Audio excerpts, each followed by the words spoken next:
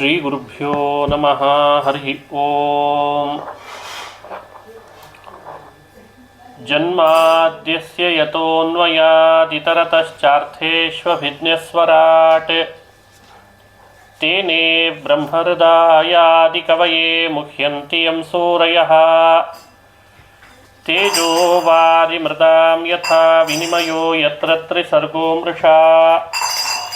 धाम्ना स्वेन सदा निरस्तकुहकं सत्यं परं धीमहि. सृष्टिस्थित्यप्ययेहा नियतिर्हितमो बन्धमोक्षाश्च यस्मात्.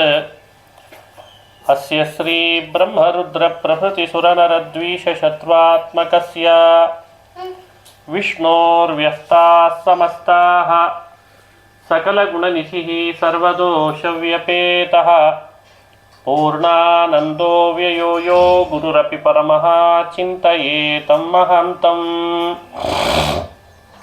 नारायणं नमस्कृत्य नरं चैव नरोत्तमं देवीं सरस्वतीं व्यासं ततो जयमुदीरयेत्. अभ्रमं भङ्गरहितम् अजडं विमलं सदा आनन्दतीर्थमतुलं भजे तापत्रयापहम्. यं प्रव्रजन्तमनुपेतमपेतकृत्यं द्वैपायनो विरहकातराजुहाव. पुत्रेति तन्मयतया तरवोऽपि नेदुः तं सर्वभूतहृदयं मुनिमानतोऽस्मि. मूकोऽपि यत्प्रसादेन मुकुन्दशयनायते राजराजायते रिक्तो राघवेन्द्रं तमाश्रये. आपादमौलिपर्यन्तं गुरूणामाकृतिं स्मरेत् तेन विघ्नाः प्रणश्यन्ति सिद्ध्यन्ति च मनोरथाः. स्वस्त्यस्तु अशेषसतां सन्मङ्गलानि भवन्तु. ಶ್ರೀ ಹರಿವಾಯು ಗುರುಗಳ ಚರಣಾರವಿಂದಗಳಲ್ಲಿ ಭಕ್ತಿಪೂರ್ವಕ ಪ್ರಣಾಮಗಳನ್ನು ಅರ್ಪಿಸಿ ಶ್ರೀಮದ್ ಭಾಗವತ ಮಹಾಪುರಾಣದ ದಶಮ ಸ್ಕಂಧದಲ್ಲಿ ನಿನ್ನೆ ನಾವು ಕೆಲವು ಕೃಷ್ಣನ ಚರಿತ್ರೆಗಳನ್ನು ಅನುಸಂಧಾನ ಮಾಡ್ತಾ ಬಂದ್ವಿ. ಆ ಕೃಷ್ಣನ ಚರಿತ್ರೆಯಿಂದ ತಿಳಿಬಹುದಾದ ಸಂದೇಶಗಳೇನು ಅಂತ ನೋಡಿದ್ವಿ. ಇವತ್ತು ಕೂಡ ಅದೇ ರೀತಿ ದಶಮ ಸ್ಕಂಧದಲ್ಲಿ ಬರುವ ಇನ್ನು ಕೆಲವು ಕೃಷ್ಣಾವತಾರದ ಚರಿತ್ರೆಗಳನ್ನು ಅನುಸಂಧಾನ ಮಾಡ್ತಾ ಇದ್ದೇನೆ. ಕೃಷ್ಣ ಗೋವರ್ಧನವನ್ನು ಉದ್ಧಾರ ಮಾಡಿದ ಅಂತ ಕಥೆ ಬರ್ತದೆ ಭಾಗವತದಲ್ಲಿ. ಕಾರಣ, ಅನನ್ಯವಾಗಿ ಶ್ರೀಕೃಷ್ಣನನ್ನೇ ವಿಶ್ವಾಸ ಮಾಡಿದ್ರು ಗೋಪಾಲಕರು. ಇಂದ್ರನ ಮದ ಪರಿಹಾರ ಮಾಡಬೇಕಾಗಿತ್ತು ಅಂತ ಗೋವರ್ಧನದ ಉದ್ಧಾರ ಮಾಡಿದ ಅಂತ ನಿನ್ನೆ ಈ ಕಥೆ ಕೇಳಿದ್ವಿ. ಇದರ ಮುಂದುವರೆದ ಸ್ವಲ್ಪ ಭಾಗವನ್ನು ಹರಿವಂಶ ಹೇಳ್ತದೆ. ಶ್ರೀಕೃಷ್ಣ ಇಂದ್ರನಿಗೆ ಅಪರಾಧ ಮಾಡಿದ್ದಕ್ಕೆ ಕ್ಷಮೆ ತೋರಿದ ಅಂತ. ಇಂದ್ರ ಏನು ಮಾಡಿದ? ಗೋವರ್ಧನವನ್ನು 7 ರಾತ್ರಿ ಎತ್ತಿಡಿದಿದ್ನಲ್ಲ, 7 ರಾತ್ರಿ ಆದಮೇಲೆ ಮಳೆ ನಿಂತೋಯ್ತು, ಮೋಡಗಳು ಖರ್ಚಾಯಿತು, ಮಳೆ ನಿಂತೋಯ್ತು. ಆಮೇಲೆ ಕೆಳಗಿಳಿಸಿದ ಮೇಲೆ ಗೋಪಾಲಕರೆಲ್ಲ, ಗೊಲ್ಲರು, ಗೋಪಿಕಾ ಸ್ತ್ರೀಯರು ಗೋವುಗಳನ್ನು ಕರ್ಕೊಂಡು ತಮ್ಮ ತಮ್ಮ ಆ ಗುಡಿಸಲುಗಳಿಗೆ, ಮನೆಗಳಿಗೆ ಹೊರಟರು. ರಹಸ್ಯದಲ್ಲಿ ಇಂದ್ರ ಕೆಳಗಿಳಿದು ಬಂದ ಅಂತದ ಹರಿವಂಶ. ರಹಸ್ಯದಲ್ಲಿ ಇಂದ್ರ ಬಂದು ಕೃಷ್ಣನಿಗೆ ಬರುವಾಗ ಕಾಮಧೇನು ಅಂತ ಒಂದು ಗೋವನ್ನು ಕರ್ಕೊಂಡು ಬಂದಿದ್ದಂತೆ. ದೇವಲೋಕದ ಆಕಳು ತಗೊಂಡು ಬಂದಿದ್ದ. ಅದರ ಹಾಲು ಕರೆದ, ಕೃಷ್ಣನಿಗೆ ಅಭಿಷೇಕ ಮಾಡಿದ ಅಂತದೆ. ಕ್ಷೀರಾಭಿಷೇಕ ಮಾಡಿದ್ನಂತೆ. ಬಾಯಲ್ಲಿ ಕ್ಷೀರಾಭಿಷೇಕ ಮಾಡ್ತಾ ಗೋವಿಂದ ನಾಮ, ಬಾಯಿ ತುಂಬ ಗೋವಿಂದ ನಾಮ ಹೇಳ್ತಾನೆ. ಗೋವಿಂದ ನಾಮ ಚ ಪಠನ್ ಸ್ವಕೃತಾಘ ಶಾಂತ್ಯೈ. ಏನು ಪಾಪ ಮಾಡಿದ್ದ ದೇವೇಂದ್ರ? ಶ್ರೀಕೃಷ್ಣನನ್ನ ಮನುಷ್ಯ ಅಂತ ತಿಳಿದಿದ್ದೇ ಪಾಪ ಅಂತದೆ ಭಾಗವತ ಹರಿವಂಶ. ಕೃಷ್ಣೋಯಂ ಮಾನುಷ ಇತಿ. ದೇವರನ್ನ ಮನುಷ್ಯ ಅಂತ ಯಾರು ತಿಳಿತಾರೋ ಅದು ಅಪರಾಧ ಅಂತ. ಹಾಗಾಗಿ ತನ್ನ ಪಾಪ ಪರಿಹಾರ ಆಗಲಿ ಅಂತ ಆತ ಕ್ಷೀರಾಭಿಷೇಕ ಮಾಡಿದ, ಕಾಮಧೇನುವಿನ ಕ್ಷೀರದ ಅಭಿಷೇಕ. ಬಾಯಲ್ಲಿ ಗೋವಿಂದ ನಾಮ ಹೇಳಿದ, ಅದರಿಂದ ಅವನು ಪಾಪ ಕಳ್ಕೊಂಡ ಅಂತ ಹರಿವಂಶ ಹೇಳ್ತು. ಇದು ನಮಗೆ ಕೊಡುವಂತಹ ಸಂದೇಶ. ಏನು ಸಂದೇಶ? ಇಲ್ಲಿ ಬೇಡ, ನನ್ನ ಮೂಗೊಳಗೆ ಹೋಗ್ತು. ಅಲ್ಲಿ ಕ್ಷೀರಾಭಿಷೇಕ ಮಾಡಿದ್ರಿಂದ ಪಾಪ ಪರಿಹಾರ ಆಯಿತು ಅಂತ ಬಂತಲ್ಲ, ಇದರಿಂದ ನಮಗೊಂದು ಸಂದೇಶ ಕೊಡ್ತಾನೆ. ನಾವು ತಿಳಿದು ತಿಳಿಯದೆ ದಿನನಿತ್ಯ ಪಾಪಗಳನ್ನು ಮಾಡ್ತಾ ಇದ್ದೇವೆ. ನಮ್ಮ ಪಾಪಗಳು ಪರಿಹಾರ ಆಗಬೇಕಷ್ಟೇ. ಹಾಗಾದರೆ ದೇವರಿಗೆ ದಿನ ಕ್ಷೀರಾಭಿಷೇಕ ಮಾಡಬೇಕು. ಕ್ಷೀರ ಯಾವುದು? ಆಧ್ಯಾತ್ಮಿಕವಾಗಿ ಹೀಗೂ ಅರ್ಥ ಮಾಡ್ತಾರೆ ಹಿರಿಯರು. ಕ್ಷೀರ ಅಂದರೆ ಹಾಲು. ಆಧ್ಯಾತ್ಮಿಕ ಹಾಲು ಎಲ್ಲ ಉಪನಿಷತ್ತುಗಳೇ ಆಕಳುಗಳು. ಸರ್ವೋಪನಿಷದೋ ಗಾವಃ. ಶ್ರೀಕೃಷ್ಣನೇ ಗೋಪಾಲಕ, ಅರ್ಜುನ ಕರು ಮಾಡಿಕೊಂಡು ಯುದ್ಧ ಭೂಮಿಯಲ್ಲಿ ಅವನಿಗೆ ಉಪದೇಶ ಮಾಡಿದ ಭಗವದ್ಗೀತೆ ಇದೆಯಲ್ಲ, ಅದೇ ಹಾಲು ಅಂತ ಹೇಳ್ತಾರೆ ವೇದವ್ಯಾಸರು. ಸರ್ವೋಪನಿಷದೋ ಗಾವಃ ದೋಗ್ಧ ಗೋಪಾಲ ನಂದನಃ ಪಾರ್ಥೋ ವತ್ಸಃ ಸುಧೀರ್ಭೋಕ್ತ ದುಗ್ಧಂ ಗೀತಾಮೃತಂ ಮಹತ್. ದುಗ್ಧಂ ಗೀತಾಮೃತಂ ಮಹತ್. ಅಮೃತಮಯವಾದ ಹಾಲು ಅಂದರೆ ಭಗವದ್ಗೀತೆ ಅಂತ ಹೇಳಿದ್ದಾರೆ. ನಾವು ಕುಡಿಯುವ ದಿನನಿತ್ಯದ ಹಾಲು ಶರೀರ ಪೋಷಣೆ ಆಗ್ತದೆ. ಒಳ್ಳೆ ಹಾಲಿತ್ತು ಅಂದರೆ ಒಂದಿಷ್ಟು ಬುದ್ಧಿಗೂ ಕೂಡ ಪೋಷಣೆ ಆಗ್ತದೆ. ಜವಾರಿ ಆಕಳ ಹಾಲು ಬುದ್ಧಿ ಚುರುಕು ಮಾಡ್ತದೆ ಅಂತಾರೆ. ಹಾಗಾಗಿ ಬುದ್ಧಿಗೆ ಒಂದಿಷ್ಟು ಪೋಷಣೆ ಸಿಗ್ತದೆ, ಆತ್ಮ ಪೋಷಣೆ ಸಿಗಲ್ಲ. ಭಗವದ್ಗೀತೆಯನ್ನು ದಿನನಿತ್ಯ ಅಧ್ಯಯನ ಮಾಡ್ತಾ ಇದ್ರೆ ಆತ್ಮ ಪೋಷಣೆ ಸಿಗ್ತದೆ ಅಂತಾರೆ. ಅದಕ್ಕೆ ಅದನ್ನು ಅಮೃತಂ ದುಗ್ಧಂ ಅಂತ ಕರೆದ್ರು ವೇದವ್ಯಾಸರು. ಉಪನಿಷತ್ತುಗಳ ಆಕಳನ್ನು ಶ್ರೀಕೃಷ್ಣ ಗೋಪಾಲಕನಾಗಿ ಕರೆದ್ನಲ್ಲ, ಆ ಎಲ್ಲ ಉಪನಿಷತ್ತುಗಳ ಸಾರವೇ ಭಗವದ್ಗೀತೆಯ ರೂಪದಲ್ಲಿ ಬಂತು. ಹಾಗಾದರೆ ಇಂದ್ರ ಕೃಷ್ಣನಿಗೆ ರಹಸ್ಯದಲ್ಲಿ ಗೋವಿಂದ ಪಟ್ಟಾಭಿಷೇಕ, ಕ್ಷೀರಾಭಿಷೇಕ ಮಾಡಿದಂತೆ ನಮ್ಮ ಹೃದಯದಲ್ಲೇ ಭಗವಂತ ಯಾವಾಗಲೂ ಇರ್ತಾನೆ. ಹೃದಯ ಸ್ಥಾನದಲ್ಲಿ ಕೃಷ್ಣನಿದ್ದಾನೆ. ಒಂದೊಂದು ಶ್ಲೋಕ, ಒಂದು ಶ್ಲೋಕದ ಅರ್ಥ ಅಥವಾ ಶ್ಲೋಕದ ಪಾದ ಭಗವದ್ಗೀತೆ ಇದನ್ನು ಅನುಸಂಧಾನ ಮಾಡಿದರೆ ದೇವರಿಗೆ ದಿನ ಕ್ಷೀರಾಭಿಷೇಕ ಮಾಡಿದಂತಾಗ್ತದೆ. ಈ ಹಾಲನ್ನು ಆಧ್ಯಾತ್ಮಿಕ ಕ್ಷೀರಾಭಿಷೇಕ ಯಾರು ಮಾಡ್ತಾರೋ ಅವನಿಗೆ ಇಂದ್ರನ ಪಾಪ ಕಳೆದಂತೆ ಅವನ ಪಾಪಗಳನ್ನು ಕಳಿತೇನೆ ಎನ್ನೋ ಸಂದೇಶವನ್ನು ಕೃಷ್ಣನ ಈ ಕಥೆ ನಮಗೆ ತಿಳಿಸ್ತದೆ. ಅಥವಾ ವೇದವ್ಯಾಸರೇ ಕಾಮಧೇನು, ಏನು ಬೇಕೋ ಎಲ್ಲ ಬಯಸಿದ್ದನ್ನು ಕೊಡ್ತಾರೆ ವೇದವ್ಯಾಸರು. ಆ ವ್ಯಾಸರ ಮುಖದಿಂದ ಬಂದ ಭಾಗವತ, ಮಹಾಭಾರತ, ಬ್ರಹ್ಮಸೂತ್ರ, ವೇದ ಇವೆಲ್ಲ ಕಾಮಧೇನುವಿನ ಕ್ಷೀರ. ಒಂದು ದಿನವೂ ಬಿಡದಂತೆ ಸಜ್ಜನರು ಒಂದ ಶ್ರವಣ ಮಾಡಬೇಕು, ಒಂದ ಹೇಳುವ ಅಭ್ಯಾಸ ಮಾಡಬೇಕು. ಗೃಣಂತಿ ಗಾಯಂತಿ ಅಂತಾರಲ್ಲ ಹಾಗೆ. ಒಂದು ದಿನವೂ ವೇದವ್ಯಾಸರ ಗ್ರಂಥದ ಒಂದು ವಾಕ್ಯ ಓದಿಲ್ಲ ಅಂತ ಆಗಬಾರ್ದು. ಅಷ್ಟು ಸಮಯ ಮೀಸಲಿಡಬೇಕು. ಪೇಪರ್ ಓದಲಿಕ್ಕೆ ಅಂತ ಮೀಸಲಿಟ್ಟಿದ್ದೇವೆ ತಾನೇ ಸಮಯ.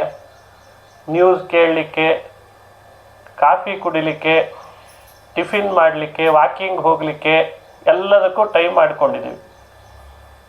ಅದೇ ವೇದವ್ಯಾಸರ ಮುಖದಿಂದ ಬಂದ ನಮ್ಮೆಲ್ಲರ ಉದ್ಧಾರ ಮಾಡುವ ಅಮೃತಮಯವಾದ ಹಾಲನ್ನು ಕುಡಿಲಿಕ್ಕೆ ಅಂತ ಸಮಯ ಮೀಸಲಿಡದೆ ಇದ್ರೆ ಹೇಗಪ್ಪ? ಆ ರೀತಿ ಸಮಯ ಮಾಡಿಕೊಂಡು ವ್ಯಾಸರ ಕೃತಿಗಳನ್ನು ಸ್ವಲ್ಪ ದಿನನಿತ್ಯ ನಾವು ಪಾನ ಮಾಡಿದರೆ, ಶ್ರವಣ ಮಾಡಿದರೆ, ಹೇಳಿದರೆ ಅದು ದೇವರಿಗೆ ಮಾಡುವ ಕ್ಷೀರಾಭಿಷೇಕ. ಅದು ನಮ್ಮ ಪಾಪ ಕಳೀತದೆ. ಪಿಬಂತಿಯೇ ಭಗವತಾತ್ಮನಃ ಸತಾಂ ಕಥಾಮೃತಂ ಶ್ರವಣಪುಟೇಷು ಸಂಭೃತಂ ಪುನಂತಿ ತೇ ವಿಷಯವಿದೂಷಿತಾಶಯಂ ವ್ರಜಂತಿ ತಚ್ಚರಣ ಸರೋರುಹಾಂತಿಕಂ. ಆತ್ಮನಃ ಕಥಾಂ ಸತಾಂ ಸಕಾಶಾತ್ ಶ್ರವಣಪುಟೇಷು ಸಂಭೃತಂ ಯೇ ಪಿಬಂತಿ. ಆ ಪರಮಾತ್ಮನ ಕಥಾಮೃತವನ್ನು ಸಜ್ಜನರ ಮುಖದಿಂದ ಎರಡೂ ಕಿವಿಗಳ ಪಾತ್ರೆಯಲ್ಲಿ ತುಂಬಿ ಯಾರು ಪಾನ ಮಾಡ್ತಾನೋ ಪುನಂತಿತೆ ವಿಷಯ ವಿದೂಷಿತಾಶಯಂ. ಆಶಯ ಅಂದರೆ ಅಂತಃಕರಣ ಅಂತ ಅರ್ಥ. ವಿಷಯ ಆಶಯ ವಿಷಯ ವಿದೂಷಿತಾಶಯ. ನಮ್ಮ ಅಂತಃಕರಣ ದೈನಂದಿನ ವಿಷಯ ಪದಾರ್ಥಗಳ ಸಂಪರ್ಕದಿಂದ ಬಹಳ ದೂಷಿತ ಆಗಿರ್ತದೆ. ಏನು ಮಾಡಬೇಕು ಅಂತ ಕರ್ತವ್ಯವೂ ಕೂಡ ತಿಳಿತಿರಲ್ಲ, ಕರ್ತವ್ಯ ವಿಮುಖರಾಗಿರ್ತೇವೆ, ತೋಚದಂತಾಗಿರ್ತದೆ. ಆ ರೀತಿ ನಮ್ಮ ಜೀವನದ ಸ್ಥಿತಿ. ಅಂಥ ಅಂತಃಕರಣವನ್ನು ಸ್ಥಿರಗೊಳಿಸ್ಲಿಕ್ಕೆ, ಪವಿತ್ರಗೊಳಿಸ್ಲಿಕ್ಕೆ ಸಮರ್ಥವಾದದ್ದು ಅಂದರೆ ಭಗವಂತನ ಕಥಾಮೃತ ಅಂತಾರೆ. ಹಾಗಾಗಿ ಅದನ್ನು ಪಾನ ಮಾಡಬೇಕು, ಹೇಳಬೇಕು. ಅದೇ ಕೃಷ್ಣನಿಗೆ ಕ್ಷೀರಾಭಿಷೇಕ ಅಂತ ಆಗ್ತದೆ. ಆ ಅಭಿಷೇಕದಿಂದ ಕೃಷ್ಣ ನಮ್ಮ ದುರಿತಗಳನ್ನು ದೂರ ಮಾಡ್ತಾನೆ, ಇಂದ್ರನ ದುರಿತ ದೂರ ಮಾಡಿದಂತೆ ದೂರ ಮಾಡ್ತಾನೆ ಎನ್ನುವ ಸಂದೇಶವನ್ನು ಗೋವರ್ಧನದ ಉದ್ಧಾರಿಯಾದ ಕೃಷ್ಣ ತಿಳಿಸ್ತಾನೆ. ಕೃಷ್ಣನ ಬಗ್ಗೆ ಸಲಿಗೆ ಹೆಚ್ಚಾಯಿತು ಆ ಗೋಪಾಲಕರಿಗೆಲ್ಲ. ಈ ಸಮಸ್ಯೆಗೆ ಕೃಷ್ಣ ನಮಗೆ ಕಾಣದಂತಿದ್ದಾನೆ ಅಂತ ಅನಿಸ್ತದೆ. ಯಾರೊಟ್ಟಿಗೆ ನಾವು ಇರ್ತೇವೆ ಅವರೊಟ್ಟಿಗೆ ಸಲಿಗೆ ಜಾಸ್ತಿ ಆದರೆ ತಾತ್ಸಾರ ಬರ್ತದೆ. ಅತಿ ಪರಿಚಯಾತ್ ಅವಜ್ಞ ಅಂತ ಒಬ್ಬ ಹಿರಿಯರು ಹೇಳ್ತಾರೆ. ಒಬ್ಬ ಕವಿ ಅತ್ಯಂತ ಪರಿಚಯ ಆಗಿದೆ ಇವ್ರ ಬಗ್ಗೆ ಅಂದರೆ, ಅವ್ರ ಬಗ್ಗೆ ಅವಜ್ಞೆ ಅಂದರೆ ತಾತ್ಸಾರ, ತಿರಸ್ಕಾರ ಭಾವ ಬರ್ತದೆ. ಬೆಳಗ್ಗೆ ಗೊಲ್ಲ ಬಾಲಕರೊಟ್ಟಿಗೆ ಸಾವಿರಾರು ಗೋವುಗಳನ್ನು ಮುಂದೆ ಬಿಡಬೇಕು, ಹಿಂದಿಂದೆ ತಾನೂ ಕೂಡ ಗೊಲ್ಲರೊಟ್ಟಿಗೆ ಮೇಯಿಸಲಿಕ್ಕೆ ಅಂತ ಹೋಗಬೇಕು, ಮಾತಾಡಬೇಕು, ವಿಹಾರ ಮಾಡಬೇಕು. ಬೆಳಗ್ಗೆಯಿಂದ ಸಾಯಂಕಾಲದವರೆಗೂ ಆಕಳು ಮೇಯಿಸ್ತಾ ಇದ್ದಂತೆ ಕೃಷ್ಣ. ನಾವು ಬೆಳಗ್ಗೆ ಹೋಗಿ ರಾತ್ರಿ ಬರ್ತೇವಲ್ಲ ಇವಾಗ IT ಕಂಪ್ನಿಗಳಲ್ಲಿ, ಹಾಗೆ ಅವ ದನ ಮೇಯಿಸ್ತಾ ಇದ್ದ, ನಾವಿಲ್ಲೇನೋ ಬೇರೆ ಮೇಯಿಸ್ತಾ ಇದ್ದೇವೆ ಅಷ್ಟೆ. ಅಂದರೆ ಕಾಯಕ ಕೃಷ್ಣ ಬಿಡಲಿಲ್ಲ. ಅಟತಿ ಯದ್ಭವಾನ್ ಅನ್ಹಿಕಾನನಂ ತಟಿಯುಗಾಯತೆ ತ್ವಾಮಪಶ್ಯತ ಕುಟಿಲ ಕುಂತಲಂ ಶ್ರೀಮುಖಂಚತೆ ಜಡವದೀಖ್ಯತ ಪಕ್ಷ್ಮನುದೃಶ. ಅಟತಿ ಯದ್ಭವಾನ್ ಅನ್ಹಿ, ಹಗಲು ಹೊತ್ತು ಭಗವಂತ ಕಾನನಂ ಅಟತಿ, ಕಾಡಿಗೆ ಗೋವುಗಳನ್ನು ಕರೆದುಕೊಂಡು ಮೇಯಿಸ್ಲಿಕ್ಕೆ ಅಂತ ಹೋಗ್ತಾ ಇದ್ದ. ಜೊತೆಗೆ ಗೋಪಾಲಕರು ಹೋಗ್ತಾ ಇದ್ರು, ಸಾಯಂಕಾಲ ಬರ್ತಿದ್ರು. ಅಂದರೆ ಕೃಷ್ಣ ಎಷ್ಟು ಸಮಯ ಕೊಟ್ಟಿರಬೇಡ ಗೋಪಾಲಕರಿಗೆಲ್ಲ. ಅಷ್ಟು ಸಮಯ ಅವರೊಟ್ಟಿಗೆ ಕಳೆದದ್ದಕ್ಕೆ ಅವರಿಗೆಲ್ಲ ಕೃಷ್ಣನ ಬಗ್ಗೆ, ಕೃಷ್ಣನ ಅದೇ ನಮ್ಮ ಸ್ನೇಹಿತ ಅಂತ ಮಾತನಾಡ್ತಾ ಇದ್ರಂತೆ. ತಾತ್ಸಾರ ಬಂತು. ತಾತ್ಸಾರ ಬಂದಾಗ ಕೃಷ್ಣ ಏನು ಮಾಡ್ತಾನೆ, ಅವರಿಗೆ ಆ ಬುದ್ಧಿಯಲ್ಲಿ ಆ ರೀತಿ ಬರಬಾರ್ದು ಅಂತ ಅವರಿಗೆ ಏನು ಬುದ್ಧಿ ಕಲಿಸ್ಬೇಕೋ ಹಾಗೆ ಬುದ್ಧಿ ಕಲಿಸ್ತಾನೆ. ಗೋಪಿಕಾ ಸ್ತ್ರೀಯರಿಗೂ ತಾತ್ಸಾರ ಬಂತು. ಕೃಷ್ಣ ಅದೃಶ್ಯನೇ ಆಗಿಬಿಟ್ಟ. ಅದೃಶ್ಯನಾಗಿ ಅವರಿಗೂ ಬುದ್ಧಿ ಕಲಿಸಿದ ಅಂತ ಕಥೆ. ಹೀಗೆ ಕೃಷ್ಣ ತನ್ನ ಭಕ್ತರಿಗೆ ತನ್ನ ಬಗ್ಗೆ ತಾತ್ಸಾರ ಅವಜ್ಞೆ ಉಂಟಾದಾಗೆಲ್ಲ ಒಂದು ಶಿಕ್ಷೆ ಕೊಟ್ಟು ಅವರನ್ನು ಪುನಃ ಸರಿದಾರಿಗೆ ತರ್ತಾನೆ ಅಂತ ಕೃಷ್ಣನ ಮಹಿಮೆಯನ್ನು ಭಾಗವತ ಅಲ್ಲಲ್ಲಿ ತೋರಿಸ್ತದೆ. ಇದು ಯಶೋಧೆನೂ ಇರ್ಬೋದು, ಗೋಪಿಕಾ ಸ್ತ್ರೀಯರಿರ್ಬೋದು, ಗೋಪಾಲಕರಿರ್ಬೋದು. ಅಷ್ಟೇ ಕೃಷ್ಣ ಕರುಣಾಸಾಗರ ಅಂತೆ ಭಕ್ತರ ಬಗ್ಗೆ. ಅತಿ ಹೆಚ್ಚು ಕೃಷ್ಣನ ಬಗ್ಗೆ ಗೋಪಾಲಕರಿಗೆ ಶ್ರದ್ಧೆ ಹೆಚ್ಚಾಗಿ ಸಲಿಗೆಯಿಂದ ಒಂದ್ಸಲಿ ಕೇಳಿದ್ರಂತೆ, ಕೃಷ್ಣ ನೀನೇ ವಿಷ್ಣು ವಿಷ್ಣು ಅಂತ ಇದ್ದೀಯಲ್ಲ, ನಮಗೊಂದ್ಸಲಿ ವೈಕುಂಠ ತೋರಿಸ್ತೀಯ ಅಂದ್ರಂತೆ. ಕೃಷ್ಣ ಆ ಸಮಯಕ್ಕೆ ಅವರ ಆ ಶ್ರದ್ಧೆ, ಅವನ ಮೇಲಿಟ್ಟ ವಿಶ್ವಾಸಕ್ಕೆ ತಕ್ಷಣ ವೈಕುಂಠ ತೋರಿಸಿದ ಅಂತದೆ ದಶಮಸ್ಕಂದ ಭಾಗವತ. ಗೋಪಾಲಕರಿಗೆ ತಾನಿದ್ದಲ್ಲೇನೆ ಗೋಕುಲದಲ್ಲಿರುವಾಗ ವೈಕುಂಠ ದರ್ಶನ ಮಾಡಿಸ್ಬಿಟ್ನಂತೆ. ಇದನ್ನು ಭಾಗವತ ಉಲ್ಲೇಖ ಮಾಡಿ ನಮಗೆ ವಿಶ್ವಾಸ ಮೂಡಿಸ್ಲಿಕ್ಕೆ ಹೇಳ್ತದೆ. ಶ್ರೀಕೃಷ್ಣ ಅಂದರೆ ಸಾಮಾನ್ಯ ಅಲ್ಲ. ವೈಕುಂಠ ದರ್ಶನ ಮಾಡಿಸಿದ ಮೇಲೆ ಗೋಪಾಲಕರಿಗೆ ಹೇಳ್ತಾನೆ, ಈಗಲಾದರೂ ವಿಶ್ವಾಸ ಬಂತ ಅಂತ ಕೇಳಿದ್ನಂತೆ. ಎಲ್ಲಿ ವೈಕುಂಠ, ಎಲ್ಲಿ ಗೋಕುಲ, ಅಲ್ಲೇ ವೈಕುಂಠ ದರ್ಶನ ಮಾಡಿದ್ದ.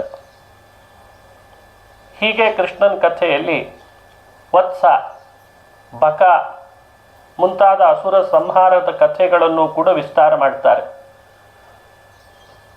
ಪೂರ್ವಾರ್ಧದಲ್ಲಿ ಕಥೆಗಳನ್ನು ಹೇಳುವಾಗ ಗೋಪಿಕಾ ಸ್ತ್ರೀಯರು ಶ್ರೀಕೃಷ್ಣ ಪರಮಾತ್ಮನನ್ನು ಭಕ್ತಿ ಮಾಡಿದ್ದು ನಿಜ, ಆದರೆ ತಾತ್ಸಾರ ಮಾಡಿದಾಗ ಅದೃಶ್ಯನಾದ್ನಲ್ಲ, ಆಗ ಗೋಪಿಕೆಯರು ಕೃಷ್ಣನನ್ನು ಗಾನ ಮಾಡಿದ್ರಂತೆ.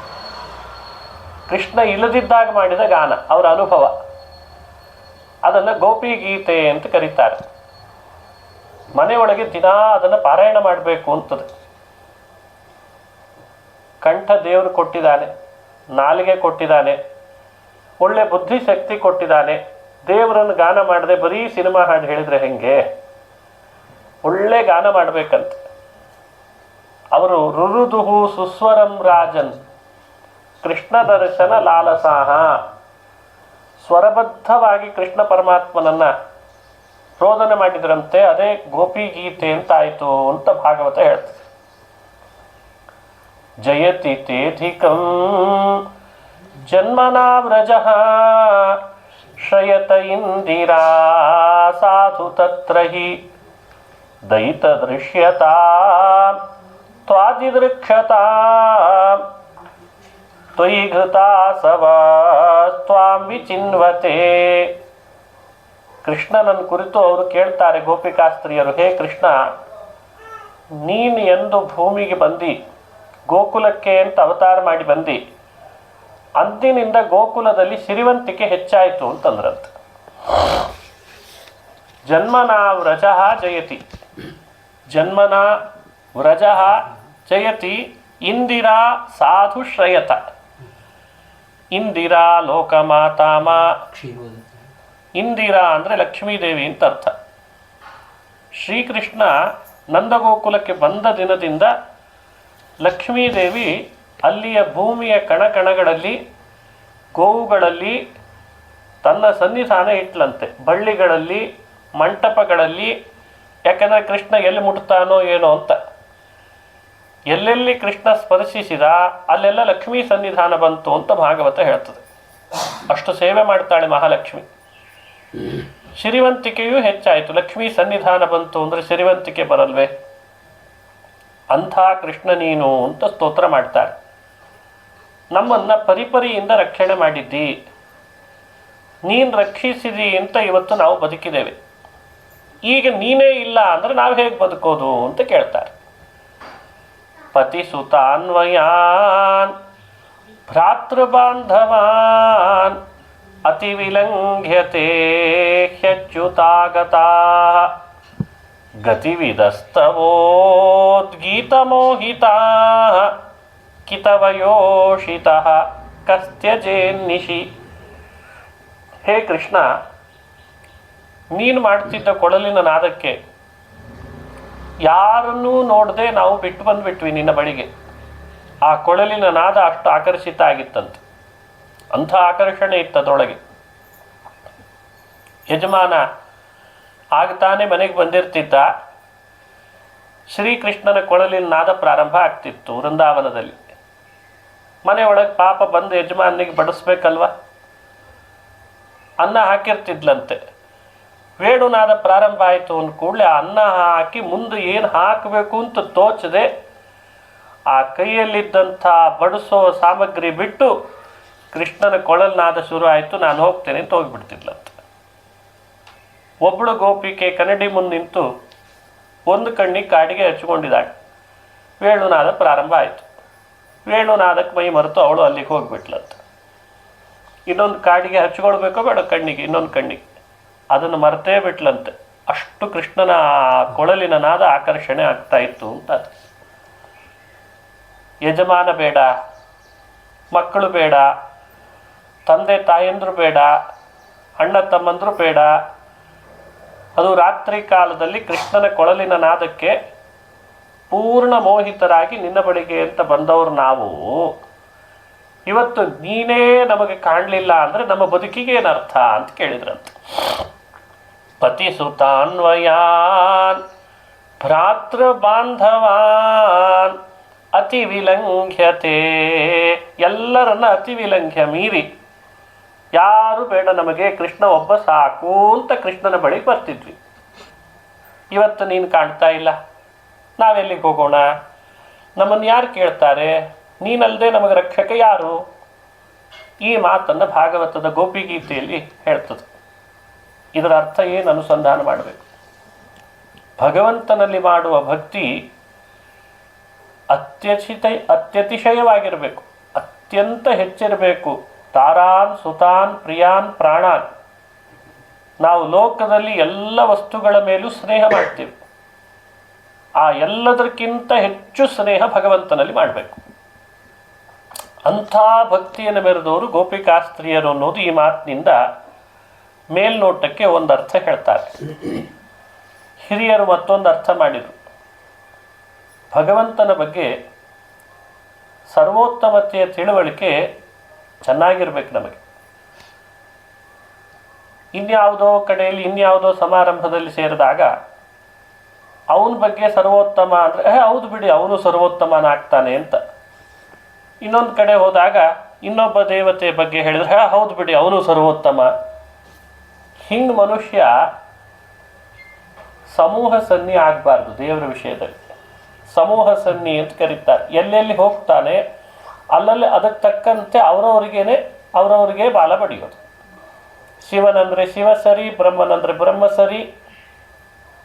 ಎಲ್ಲರೂ ದೇವರ ನೋಡ್ರಿ, ಯಾರು ನಮಗಂತೂ ಕಾಣಿಸಲ್ಲ. ಯಾರು ಕಾಣಿಸ್ತೇ ಇದ್ದಾಗ ಏನು ಮಾಡೋದಿದೆ? ಎಲ್ಲರೂ ದೇವರನ್ನೇ ಅಂತ ಅಂದ್ಕೊಂಡ್ರೆ ಆಯಿತು ಅಂತ. ಇವತ್ತೆಲ್ಲ ಮಾಸಲ್ಲಿ ಹಂಗೆ ನಡೀಲಿಕ್ಕೆ ಶುರುವಾಗಿದೆ. ಅದಕ್ಕೆ ತಕ್ಕಂತೆ ಅದಕ್ಕೆ ಅದು ಯಾವುದೋ ಒಂದು ಮಹಿಮೆ ಬೇರೆ ನಡೀತಿರ್ತದೆ. ಅಲ್ಲಿ ಒಂದೇನೋ ಮಹಿಮೆ ನಡೀತು ಅಂತಂದರೆ ಅದನ್ನು ನಂಬಲಿಕ್ಕೆ ಅವಕಾಶ ಆಗ್ತದೆ. ಆ ನಂಬಲಿಕ್ಕೆ ಅವಕಾಶ ಆದಮೇಲೆ ಮತ್ತೆ ಬಿಡ್ಲಿಕ್ಕೆ ಹೆದರಿಕೆ ಆಗ್ತದೆ. ಮತ್ತೆ ನಾಳೆ ಇನ್ನೇನಾದರೂ ಹೆಚ್ಚು ಕಡಿಮೆ ಆದರೆ ಹೌದು ಬಿಡು ಅವನು ಸರ್ವೋತ್ತಮ ಅಂತಂತಾರೆ. ಇದು ಭಕ್ತಿ ಅಲ್ಲ, ಇದು ಮನುಷ್ಯನೊಳಗೆ ಸರಿಯಾದ ಭಕ್ತಿ ಅಲ್ಲ ಅಂತದ್ದು. ಗೋಪಿಕಾಸ್ತ್ರೀಯರು ಕೃಷ್ಣನ ಬಗ್ಗೆ ಸ್ತ್ರೀಯರಾದರೂ ಮೌಢ್ಯ ಭಕ್ತಿ ಮಾಡಿಲ್ಲ ಅಂತ ಭಾಗವತ ಹೇಳ್ತದೆ. ಪತಿ ಅಂದರೆ ಪಶುಪತಿ ಅಂತ ಅರ್ಥ. ಪಶುಪತಿಗೆ ಪತಿ ಅಂತ ಕರೀತಾರೆ. ನಾವು ಪಶುಪತಿ ಶಿವನನ್ನು ಸರ್ವೋತ್ತಮ ಅಂತ ನಂಬಿ ಹೊರಟವರಲ್ಲ. ಅವನನ್ನು ಅತಿ ವಿಲಂಘ್ಯ, ಅವನಲ್ಲಿ ದೋಷಗಳು ಏನು ಹೇಳಿದೆ ಶಾಸ್ತ್ರಗಳಲ್ಲಿ ಅವುಗಳನ್ನೆಲ್ಲ ತಿಳಿದು ಅವನಿಗಿಂತ ನೀನು ಉತ್ತಮ ಅಂತ ನಿನ್ನ ಬಳಿಗೆ ಬಂದವರು. ಪತಿ ಸುತಾನ್ವಯಾನ್. ಸುತ ಅಂದರೆ ಗಣಪತಿ ಅಂತ ಅರ್ಥ. ಪಶುಪತಿಯ ಸುತ ಯಾರು? ಮತ್ತು ಶಿವನ ಸುತ ಗಣಪತಿ. ಆ ಗಣಪತಿ ಕೆಲವು ಕಡೆಯಲ್ಲಿ ಭಾರೀ ವರ ಕೊಡ್ತಾನೆ, ವಿಘ್ನಗಳನ್ನೆಲ್ಲ ಪರಿಹಾರ ಮಾಡ್ತಾನೆ. ಅವನದೇ ಮಹಿಮೆಗಳನ್ನು ಕೇಳ್ತೇವೆ. ನಿಜನೇ, ಮಹಿಮೆ ನಿಜ, ವರ ಕೊಡೋದು ನಿಜ, ಶಕ್ತಿ ತೋರ್ತಾ ಇರೋದು ನಿಜ, ಆಕಾಶದ ದೇವತೆ ನಿಜ, ಎಲ್ಲ ನಿಜ. ಆದರೆ ಅವನಿಗಿಂತ ಒಬ್ಬ ಉತ್ತಮನಿದ್ದಾನೆ ಅಂತ ತಿಳಿಬೇಕು ನಾವು. ಅವನೊಳಗೂ ಒಬ್ಬ ಇದ್ದಾನೆ ವಿಶ್ವಂಭರ. ಈ ಅರಿವಿಲ್ಲದೆ ಮಾಡಬಾರ್ದು ಭಕ್ತಿಯನ್ನು. ಮತ್ತೆ ಪುನಃ ಮೌಢ್ಯದಲ್ಲಿ ಪರಿವಸಾನ ಆಗ್ತದೆ ಹಾಗೆ ಮಾಡಿಬಿಟ್ರೆ. ಅದಕ್ಕೆ ಸುತಾನ್ ಅತಿ ವಿಲಂಘ್ಯ ಅಂದರೆ ಶಿವನ ಮಗನಾದ ಗಣಪತಿಯನ್ನು ಸರ್ವೋತ್ತಮ ಅಂತ ನಾವು ನಂಬಲಿಲ್ಲ, ಅವನಿಗಿಂತಲೂ ನೀನೇ ಸರ್ವೋತ್ತಮ ಅಂತ ಅತಿ ವಿಲಂಘ್ಯತೆ ಹೆಚ್ಚುತಾಗತಾಹ ಅಂತ ಅರ್ಥ. ಇನ್ನು ಭ್ರಾತೃ ಬಾಂಧವಾನ್. ಭ್ರಾತೃ ಅಂದರೆ ಗಣಪತಿಗೆ ಭ್ರಾತೃ ಸ್ಕಂದ. ಕೆಲವರಿಗೆ ಭಾರೀ ಅವನ ಮೇಲೆ ಭಕ್ತಿ, ತಪ್ಪಲ್ಲ. ಅಲ್ಲಲ್ಲಿ ಮುರುಗನ್ ಅಂತ ಕರೀತದೆ. ಒಂದು ಪ್ರದೇಶ ಭಾರತದೊಳಗೆ ಮುರುಗನ್ ಅಂತ ಪ್ರಸಿದ್ಧಿ.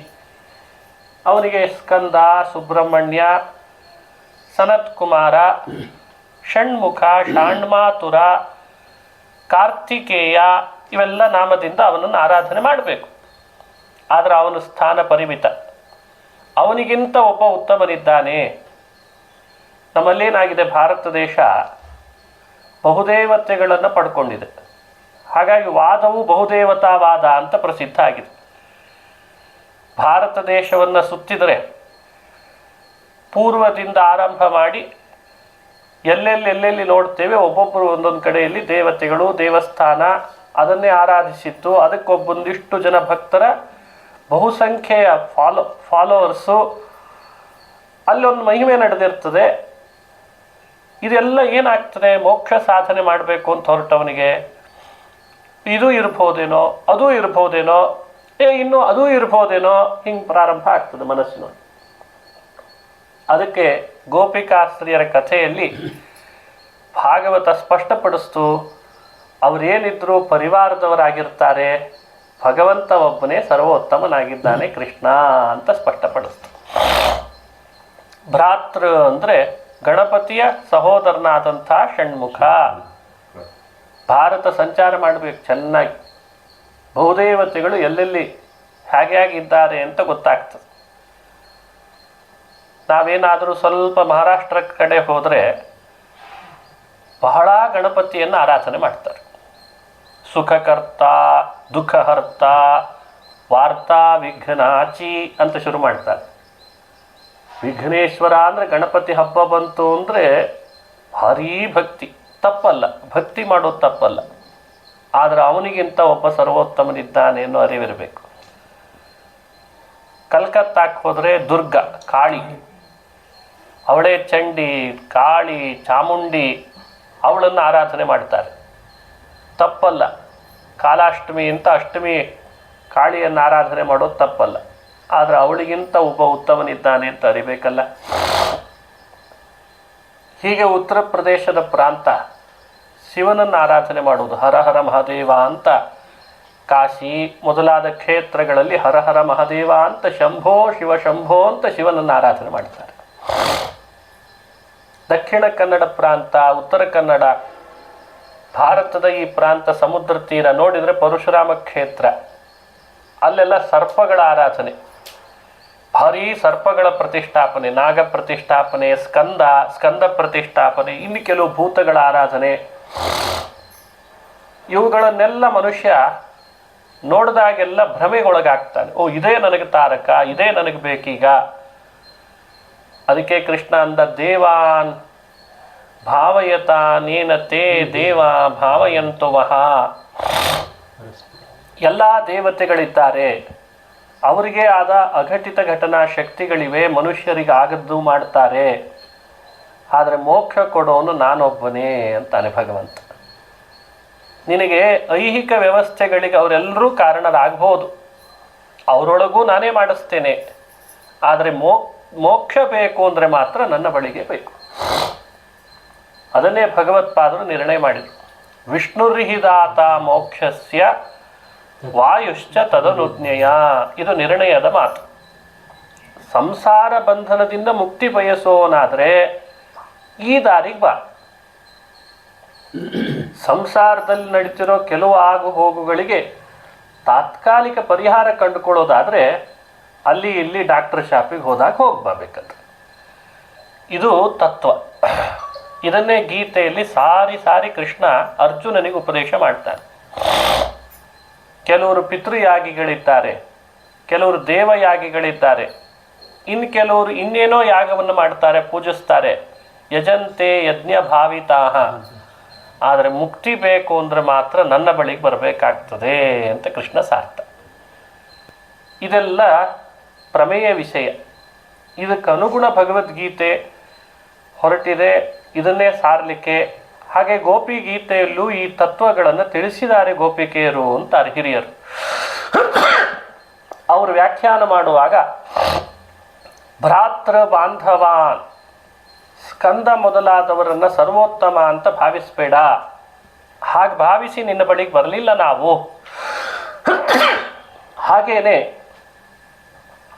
ಬಾಂಧವಾನ್ ಅಂದರೆ ಆ ಸ್ಕಂದ, ಗಣಪತಿ, ಶಿವ ಇವರೆಲ್ಲರ ಬಂಧುತ್ವವನ್ನು ಪಡ್ಕೊಂಡವ್ರು ಯಾರು? ಸೂರ್ಯ, ಚಂದ್ರ, ಚಾಂದ್ರ ಅಂತ ಹೇಳಿ ಒಂದು ವ್ಯವಸ್ಥೆ ಇದೆ, ಸೌರ ಅಂತ ಒಂದು ಮತ ಇದೆ, ಶಾಕ್ತ ಅಂತ ಇನ್ನೊಂದಿದೆ. ಶಕ್ತಿನೇ ಎಲ್ಲದಕ್ಕೂ ಕಾರಣ.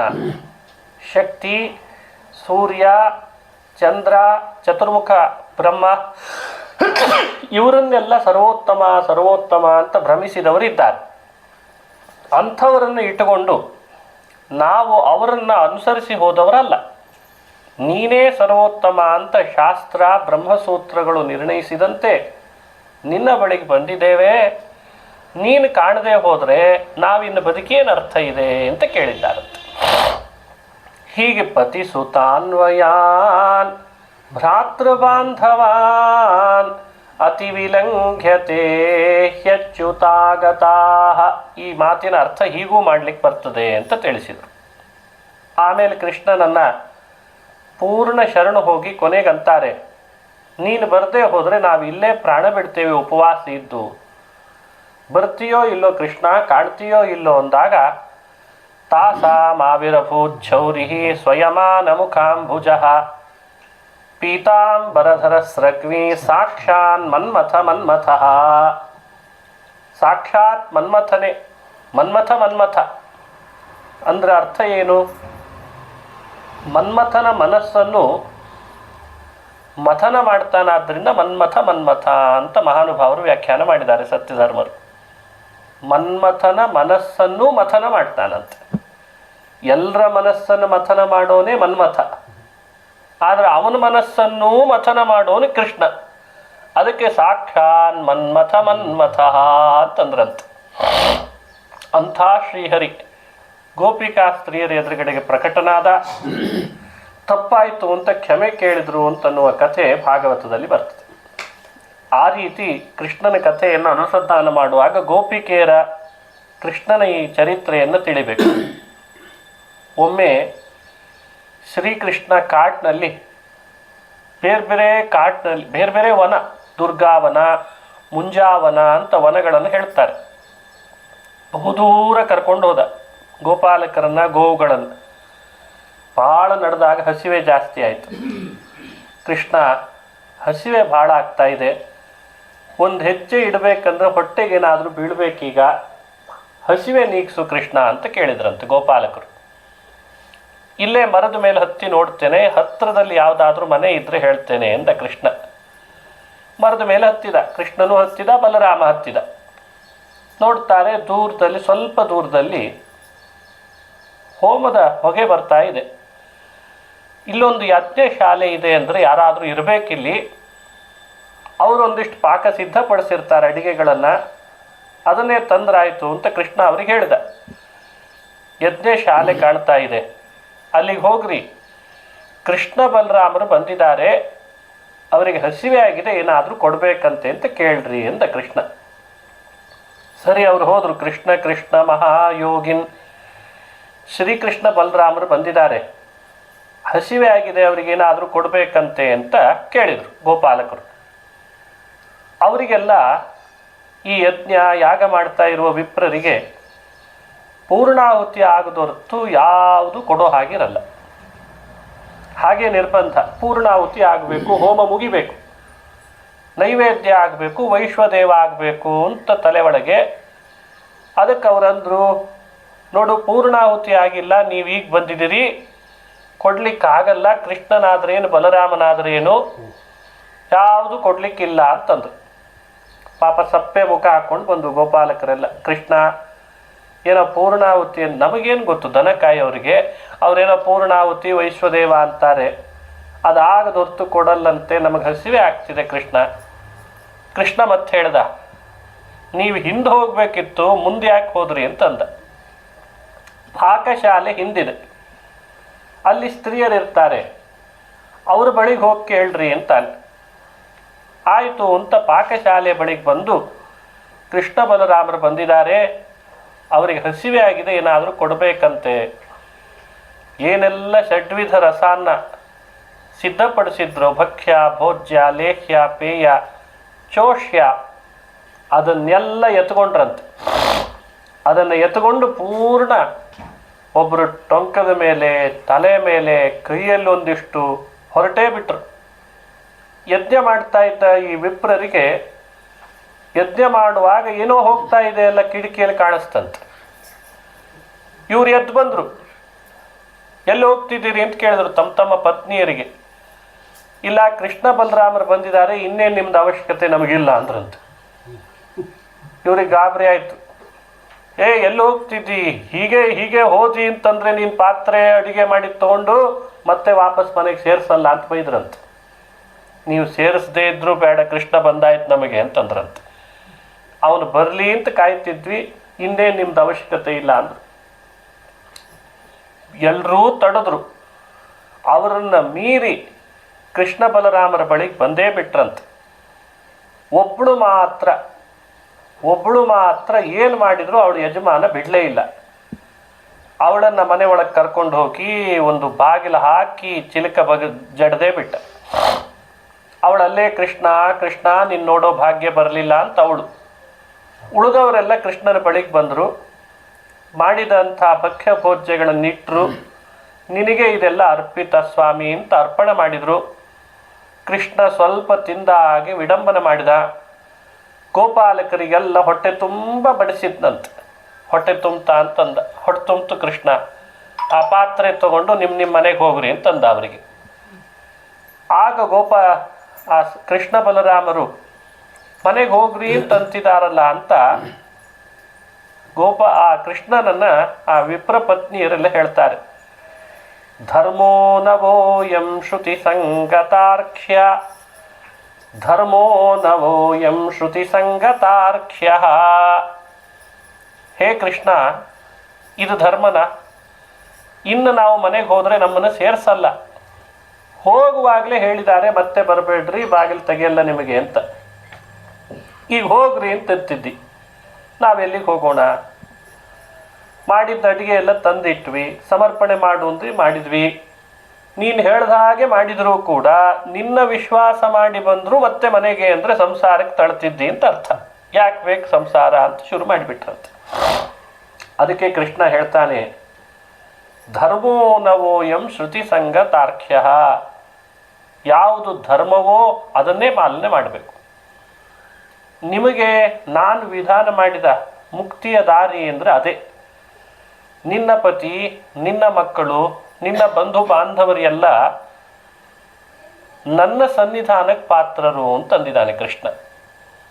ಹಾಗಾಗಿ ಪತಿನ ಅಭ್ಯಸೂಯೇರನ್, ಯಾವ ಕಾರಣಕ್ಕೂ ಸ್ತ್ರೀಯರು ಗಂಡನನ್ನು ನ ಅಭ್ಯಸೂಯೇರನ್ ಅಂತದೆ, ದ್ವೇಷ ಮಾಡೋ ಹಾಗಿಲ್ಲಂತೆ. ನೀನು ನಿನ್ನ ಪತಿಯನ್ನು ದ್ವೇಷ ಮಾಡಬೇಡ, ನಿನ್ನ ಮಕ್ಕಳನ್ನು ದ್ವೇಷಿಸಬೇಡ. ಮತ್ತೇನು ನೋಡಬೇಕು?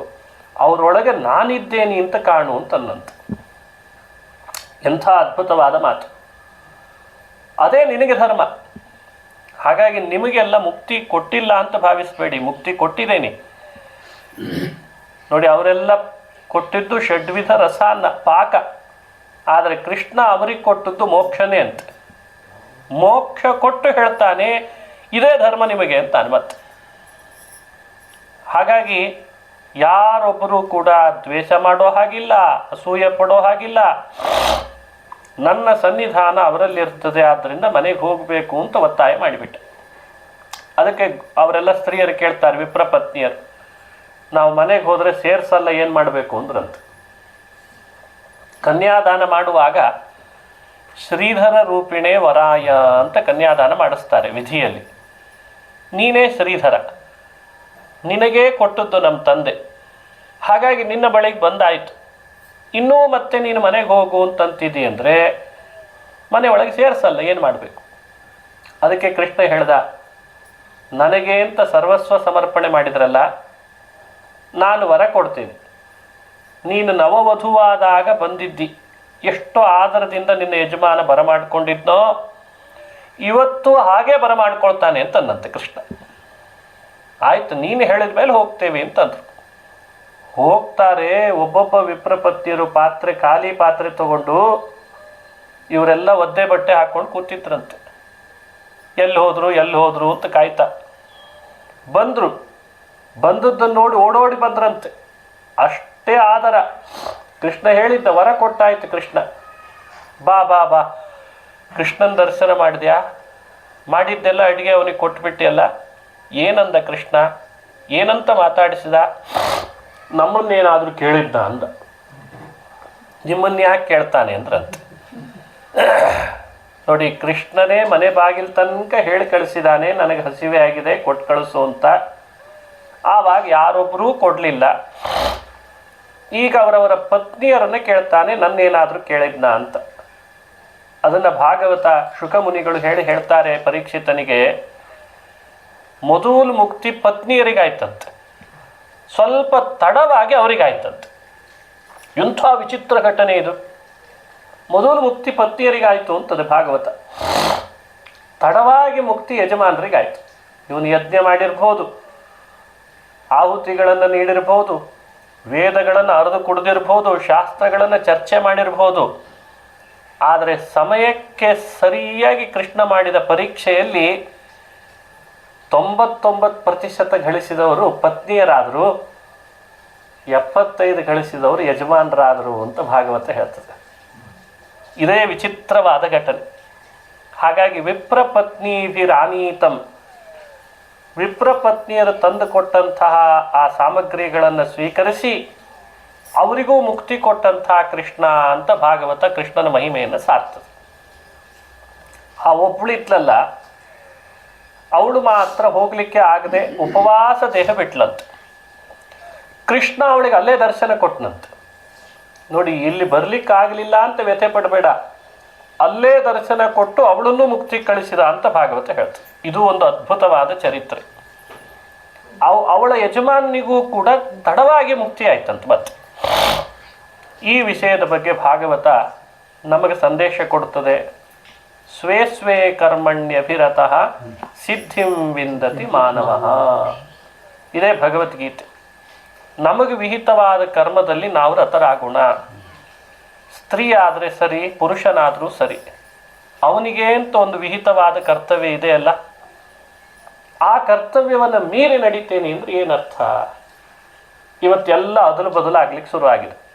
ಯಾರಿಗೆ ಯಾವುದು ವಿಹಿತವೋ ಅದನ್ನು ಆತ ಮಾಡಲ್ಲ ಅಂತ ಧೋರಣೆ. ಆತ ಮಾಡಲ್ಲ, ನಾನಿದನ್ನು ಮಾಡಲ್ಲ, ಈ ಧೋರಣೆನೇ ವಿಚಿತ್ರ ಅನಿಸ್ತದೆ. ಕೃಷ್ಣ ಸಾರಿ ಹೇಳ್ತಾನೆ, ಸ್ವೇ ಸ್ವೇ ಕರ್ಮಣ್ಯಭಿರತಃ ಸಿದ್ಧಿಂ ವಿಂದತಿ ಮಾನವಃ. ನಿನಗೆ ವಿಹಿತವಾದದ್ದನ್ನು ನೀನು ಮಾಡಪ್ಪ, ನಿನಗದು ಸಿದ್ಧಿ, ಜ್ಞಾನ, ಮೋಕ್ಷ ಎಲ್ಲ ತಂದು ಕೊಡ್ತದೆ. ಸಿದ್ಧಿಂ ವಿಂದತಿ ಅಂದರೆ ಹಾಗರ್ಥ. ಇದಕ್ಕೆ ವಿಪ್ರಪತ್ನಿಯರ ಕಥೆ ನಿದರ್ಶನ. ಅವರೇನು ಹೋಮ ಮಾಡ್ತೇನೆ ಅಂತ ಹಠ ಮಾಡಲಿಲ್ಲ. ಅವರ ಅಧ್ಯಯನ, ವಾಕ್ಯಾರ್ಥ, ವಾದ ಅದರೊಳಗೆ ಹೋಗಲಿಲ್ಲ. ದಿನಾ ಶ್ರದ್ಧೆಯಿಂದ ಮಾಡ್ತಿದ್ದದ್ದು ಅದೇ ದೇವರಿಗೆ ನೈವೇದ್ಯಕ್ಕೆ ಬೇಕಾಗುವ, ಹೋಮಕ್ಕೆ ಬೇಕಾಗುವ ಪಾಕ ಸಿದ್ಧತೆಯನ್ನೇ ಮಾಡಿದರು. ಅಲ್ಲೇ ಭಗವಂತ ಅವರಿಗೆ ದರ್ಶನ ಕೊಟ್ಟ. ಇದು ಸ್ತ್ರೀ ಪುರುಷರಲ್ಲಿ ಜಾಗೃತ ಆಗಬೇಕಾದಂತಹ ತತ್ವ ಇದು ಅಂತದೆ ಭಾಗವತ. ನಿಮಗೆ ವಿಹಿತವಾದ ಕರ್ತವ್ಯವನ್ನು ನೀವು ಮಾಡಿ. ಅದು ದೇವರ ನೈವೇದ್ಯ ಇರ್ಬೋದು, ಭಗವಂತನ ಪೂಜೆಗೆ ಬೇಕಾದ ಅನುಕೂಲತೆಗಳಿರ್ಬೋದು, ಹಿರಿಯರ ಸೇವೆ ಇರ್ಬೋದು, ತಂದೆ ತಾಯಿಯಂದ್ರ ಸೇವೆ ಇರ್ಬೋದು, ಅದನ್ನು ಮಾಡಲೇಬೇಕು. ಮನುಷ್ಯನಿಗೆ ಒಂದು ಸಮಯಕ್ಕೆ ಖುಷಿ ಕೊಡ್ತದೆ. ಏನೂ ಮಾಡ್ದೇನೋ ಒಂದಿಷ್ಟು ಹಣ ಸಂಪಾದನೆ ಆಗ್ತಿರ್ತದೆ. ಏನೂ ಮಾಡ್ತಿರಲ್ಲ, ಆದರೆ ಒಂದಿಷ್ಟು ಹಣ ಬರೋ ಹಾಗೆ ದೇವರು ಮಾಡಿರ್ತಾನೆ, ಹಿಂದಿನ ಜನ್ಮದ ಸುಕೃತ ಅಂತ. ಆದರೆ ಒಂದು ಹಂತಕ್ಕೆ ಪೆಟ್ಟು ಬಿತ್ತು ಅಂದರೆ ಎಲ್ಲ ಬದಲಾವಣೆ ಆಗ್ಲಿಕ್ಕೆ ಶುರುವಾಗ್ತದೆ. ನಾನು ಯಾಕೆ ಹೀಗಾದೆ ಅಂತ ದೇವರೇ ಒಳಗೆ ನೆನಪಿಸ್ಲಿಕ್ಕೆ ಶುರು ಮಾಡ್ತಾರೆ. ಆ ರೀತಿ ಆಗ್ಲಿಕ್ಕೆ ಅವಕಾಶ ಕೊಡಬಾರ್ದು. ಇವತ್ತಿನಿಂದಲೇ ನಮ್ಮ ಕರ್ತವ್ಯವನ್ನು ಶ್ರದ್ಧೆಯಿಂದ ನಾವು ಮಾಡಿದಲ್ಲಿ ವಿಹಿತವಾದದ್ದನ್ನು ಫಲ ಕೊಟ್ಟೇ ಕೊಡ್ತಾನೆ ಕೃಷ್ಣ ಅನ್ನಲಿಕ್ಕೆ ಕಾಡಿನಲ್ಲಿದ್ದ ವಿಪ್ರಪತ್ನಿಯರಿಗೂ ಮೋಕ್ಷ ಕೊಟ್ಟ ಕೃಷ್ಣನ ಕಥೆನೇ ನಿದರ್ಶನ. ಗೊಲ್ಲ ಬಾಲಕರಿಗೆ ಹಸಿವೆಗೆ ಹೊಟ್ಟೆ ತುಂಬಿಸ್ಲಿಕ್ಕೆ ಕೃಷ್ಣನಿಗೇನು ಕಷ್ಟ ಇತ್ತೆ. ಒಮ್ಮೆ ರಾಮನ ಮನೆಗೆ ದುರ್ವಾಸರು ಬಂದ್ರಂತೆ. ದುರ್ವಾಸ ಮಹರ್ಷಿಗಳು ಬರುವಾಗ ಲಕ್ಷ್ಮಣ ದ್ವಾರಪಾಲಕನಾಗಿದ್ದ. ಕೂಕ್ಕೊಂಡೇ ಬಂದರು, ಯಾವ ರಾಜನು ನನ್ನ ಹೊಟ್ಟೆ ತುಂಬಿಸೋನು ಭೂಮಿಯಲ್ಲೇ ಇಲ್ಲ ಅಂತ. ಲಕ್ಷ್ಮಣ ಅಂತಾನೆ, ನಮ್ಮಣ್ಣ ರಾಜನಾದಾಗ ಈ ಮಾತು ಹಿಂತೆಗಿರಿ ಅಂತಂದಂತೆ. ದುರ್ವಾಸರೇ ಆ ಮಾತಾಡಬೇಡ್ರಿ, ನಮ್ಮ ಅಣ್ಣನಿಗೆ ಅಪಕೀರ್ತಿ ಬರ್ತದೆ. ಇಲ್ಲ ನನಗೆ ಅಂತ ಯಾರೂ ಅನ್ನಕ್ಕೆ ಹಾಕೋರಿಲ್ಲ. ಆತ ಒಳಗೆ ದಾರಿ ಬಿಟ್ಬಿಟ್ಟ. ಒಳಗೆ ಹೋಗ್ರಿ, ನಮ್ಮ ಅಣ್ಣ ಇದ್ದಾನೆ, ನಿಮಗೆ ಅನ್ನ ಹಾಕದೇ ಇದ್ರೆ ಕೇಳ್ರಿ ಅಂತಂದ. ಸರಿ ಅಂತ ದುರ್ವಾಸರು ಒಳಗೆ ಹೋದರು. ರಾಮ ಒಳಗಿದ್ದ, ದುರ್ವಾಸರು ಬಂದರು. ನನಗೆ ಅನ್ನ ಹಾಕು, ಹಸಿವೆ ಆಗಿದೆ ಅಂತ ಕೇಳಿದ್ರಂತೆ. ರಾಮ, ದುರ್ವಾಸರೇ ಈಗ ತಾನೇ ಬಂದಿದ್ರಿ, ಒಳ್ಳೆ ಬಿಸಿ ಬಿಸಿ ಅನ್ನ ಮಾಡಿಸಿ ಹಾಕಿಸ್ತೇನೆ, ಕೂಡ್ರಿ ಅಂತಂದ. ಸಿದ್ಧಂ ನ ದೇಯಂ ಸಾಧ್ಯಂ ನ ದೇಯಂ. ಅನ್ನ ಮಾಡಿಸಿ ಹಾಕ್ಸೋದು ಬೇಡ, ಈಗಾಗಲೇ ಮಾಡಿದ್ದು ಹಾಕೋದು ಬೇಡ, ಈಗಲೇ ಹಾಕು ಅಂತ. ಇದೊಳ್ಳೆ ಸಮಸ್ಯೆನೇ. ಈಗಲೇ ಹಾಕು ಅಂತ ಇದ್ದಾರೆ. ಸರಿ, ಮಾಡಿಸೋದು ಬೇಡ ಅಂತಿದ್ದಾರೆ, ಮಾಡಿದ್ದು ಹಾಕಬೇಡ ಅಂತಿದ್ದಾರೆ, ಈಗಲೇ ಹಾಕು ಅಂದಾಗ ರಾಮ ಹಾಗೆ ತನ್ನ ಕೈಗಳನ್ನು ಧೇನು ಮುದ್ರೆಯಲ್ಲಿ ಹಿಡಿದಂತೆ. ದುರ್ವಾಸರೇ, ನೀವು ತಿನ್ನೋದು ಹೆಚ್ಚೋ ನಾನು ಕೊಡೋದು ಹೆಚ್ಚೋ ನೋಡಿಬಿಡೋಣ ಅಂತಂದ. ಬೀಳ್ತಿದೆ ತಗೊಳ್ರಿ ಅಂತಂದ. ಆ ಭಗವಂತ ಧೇನು ಮುದ್ರೆಯಲ್ಲಿ ಹಿಡಿದ್ರೆ ಎಲ್ಲ ಥರದ ರಸದ ಭಕ್ಷ್ಯ ಭೋಜ್ಯಗಳು ಬೀಳಲಿಕ್ಕೆ ಶುರು ಆಯಿತು ಕೈಯಲ್ಲಿ. ದುರ್ವಾಸರಿಗೆ ಎಲೆ ಹಾಕಲಿಲ್ಲ, ದುರ್ವಾಸರ ಆಸನದಲ್ಲಿ ಕೂಡಲಿಲ್ಲ. ಕೃಷ್ಣ ಆ ರಾಮ ಹಾಗೆ ಸುರಿಸ್ತಿರೋದನ್ನು ಬಾಯಿ ತುಂಬ ತಿನ್ಲಿಕ್ಕೆ ಶುರು ಮಾಡಿದ್ರಂತೆ. ಹೊಟ್ಟೆ ತುಂಬ ಹೋಯ್ತು, ಇವನ ಕೈಯಲ್ಲಿ ಇನ್ನೂ ನಿಲ್ತಾ ಇಲ್ಲ. ಸಾಕು, ತಪ್ಪಾಯಿತು ತಪ್ಪಾಯಿತು, ನಿಲ್ಲಿಸು ರಾಮ ಅಂತ ಕೇಳ್ಕೊಂಡ್ರಂತೆ ದುರ್ವಾಸರು. ನಿಲ್ಲಿಸು, ತಪ್ಪಾಯಿತು, ನಾನು ಇನ್ನೊಂದು ಸಲ ಆ ಮಾತಾಡಲ್ಲ, ಹಿಂತೆಗೆದಿದ್ದೇನೆ. ಅಷ್ಟಂದ ಮೇಲೆ ರಾಮ ನಿಲ್ಲಿಸಿದ್ನಂತೆ. ಈ ಕಥೆ ರಾಮಾಯಣದಲ್ಲಿ ಬರ್ತದೆ.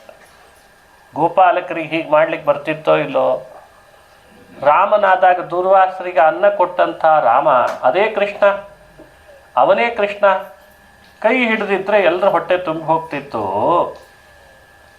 ಮರದ ಮೇಲೆ ಹತ್ತದಾಗಿ ನೆಪ ಮಾಡಿ ಯಜ್ಞಶಾಲೆ ಇದೆ ಅಂತ ಹೇಳಿ ನೀವು ಹೋಗಿ ಅನ್ನ ಕೇಳ್ರಿ ಅಂತ ಮೊದಲು ಯಜಮಾನ್ರ ಹತ್ರ ಕೇಳಿಸಿ ಅವರು ಕೊಡಲ್ಲ ಅಂತ ಬಾಯಲ್ಲಿ ಅನಿಸಿ ಅಲ್ಯಾಕೆ ಹೋದ್ರಿ, ಹಿಂದೆ ಹೋಗ್ಬೇಕಿತ್ತು ವಿಪ್ರ ಪತ್ನಿಯರ ಹತ್ರ ಅಂತ ಹೇಳಿ, ಇದೆಲ್ಲ ನಟನೆ. ಕಾರಣ, ಆ ವಿಪ್ರ ಪತ್ನಿಯರು ಮಾಡ್ತಿರುವ ಸಾಧನೆಗೆ ಇವರಿಗೆ ಹಸಿವೆ ಹುಟ್ಟಿಸ್ಬೇಕಾಯ್ತಂತೆ. ಇವರ ಹಸಿವೆ ಹುಟ್ಟಿಸಿ ಅವರಿಗೆ ಅನ್ನ ಅವರಿಂದ ಕೊಡಿಸಿ ಅವರು ತನ್ನ ಬಳಿಗೆ ಬರೋ ಹಾಗೆ ಮಾಡಿ ಮುಕ್ತಿ ಕೊಡಿಸ್ಬೇಕಾಯ್ತಂತೆ. ಇದು ಭಗವಂತನ ಲೀಲೆ. ಯಾವ ಸಾಧಕ ಯಾವ ಮೂಲೆಯಲ್ಲೇ ಸಾಧನೆ ಮಾಡ್ಕೊಂಡಿದ್ದಾನೆ ಅಂದರೂ ಅವನನ್ನು ತನ್ನ ಬಳಿಗೆ ಕರೆಸ್ಕೊಂಡು ಹೇಗೆ ಮುಕ್ತಿ ಕೊಡಬೇಕು ಅನ್ನೋದು ದೇವರಿಗೆ ಗೊತ್ತಂತೆ. ಇದು ಆ ವಿಪ್ರ ಪತ್ನಿಯರಿಗೆ ಭಗವಂತ ಕೊಟ್ಟ ಅನುಗ್ರಹ, ಮಾಡಿದ ಅನುಗ್ರಹ.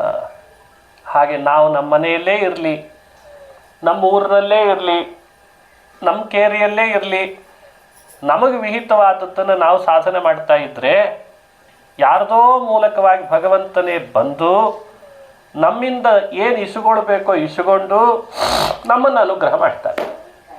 ಈ ತಿಳುವಳಿಕೆ ಯಾವಾಗಲೂ ಇರಬೇಕು. ಹೀಗೆ ವಿಪ್ರಪತ್ನಿಯರನ್ನು ಅನುಗ್ರಹಿಸಿದ ಕಥೆ ಭಾಗವತದಲ್ಲಿ ಬರ್ತದೆ. ಹೀಗೆ ಕೃಷ್ಣ ವಿಪ್ರಪತ್ನಿಯರಿಗೂ ಮುಕ್ತಿ ಕೊಟ್ಟು ಅವರ ಪತಿಯಂದ್ರಿಗೂ ಮೋಕ್ಷವನ್ನು ಕೊಟ್ಟ ಅನ್ನೋ ಕಥೆಯನ್ನು ವಿವರಣೆ ಮಾಡ್ತಾರೆ. ಅದೇ ರೀತಿ ದಶಮಸ್ಕಂದ ಭಾಗವತದಲ್ಲಿ ಪೂರ್ವಾರ್ಥದಲ್ಲಿ ಬರುವ ಮತ್ತಿಷ್ಟು ಚರಿತ್ರೆಗಳು. ಅಕ್ರೂರನನ್ನು ಉದ್ಧಾರ ಮಾಡಿದ ಅಂತಾರೆ. ಅಕ್ರೂರ ದಿನ ಸಂಕರ್ಷಣ ಮಂತ್ರವನ್ನು ಉಪಾಸನೆ ಮಾಡ್ತಾ ಇದ್ದ. ಸಂಕರ್ಷಣ ಮಂತ್ರದ ಉಪಾಸನೆಯಲ್ಲಿ ಧ್ಯಾನ ಮಾಡಬೇಕಲ್ಲ. ಸಂಕರ್ಷಣ ಅಂದರೆ ಶೇಷನ ಹೆಡೆ, ಶೇಷನ ಮೇಲೆ ಪರಮಾತ್ಮ ಕುಳಿತಿದ್ದಾನೆ.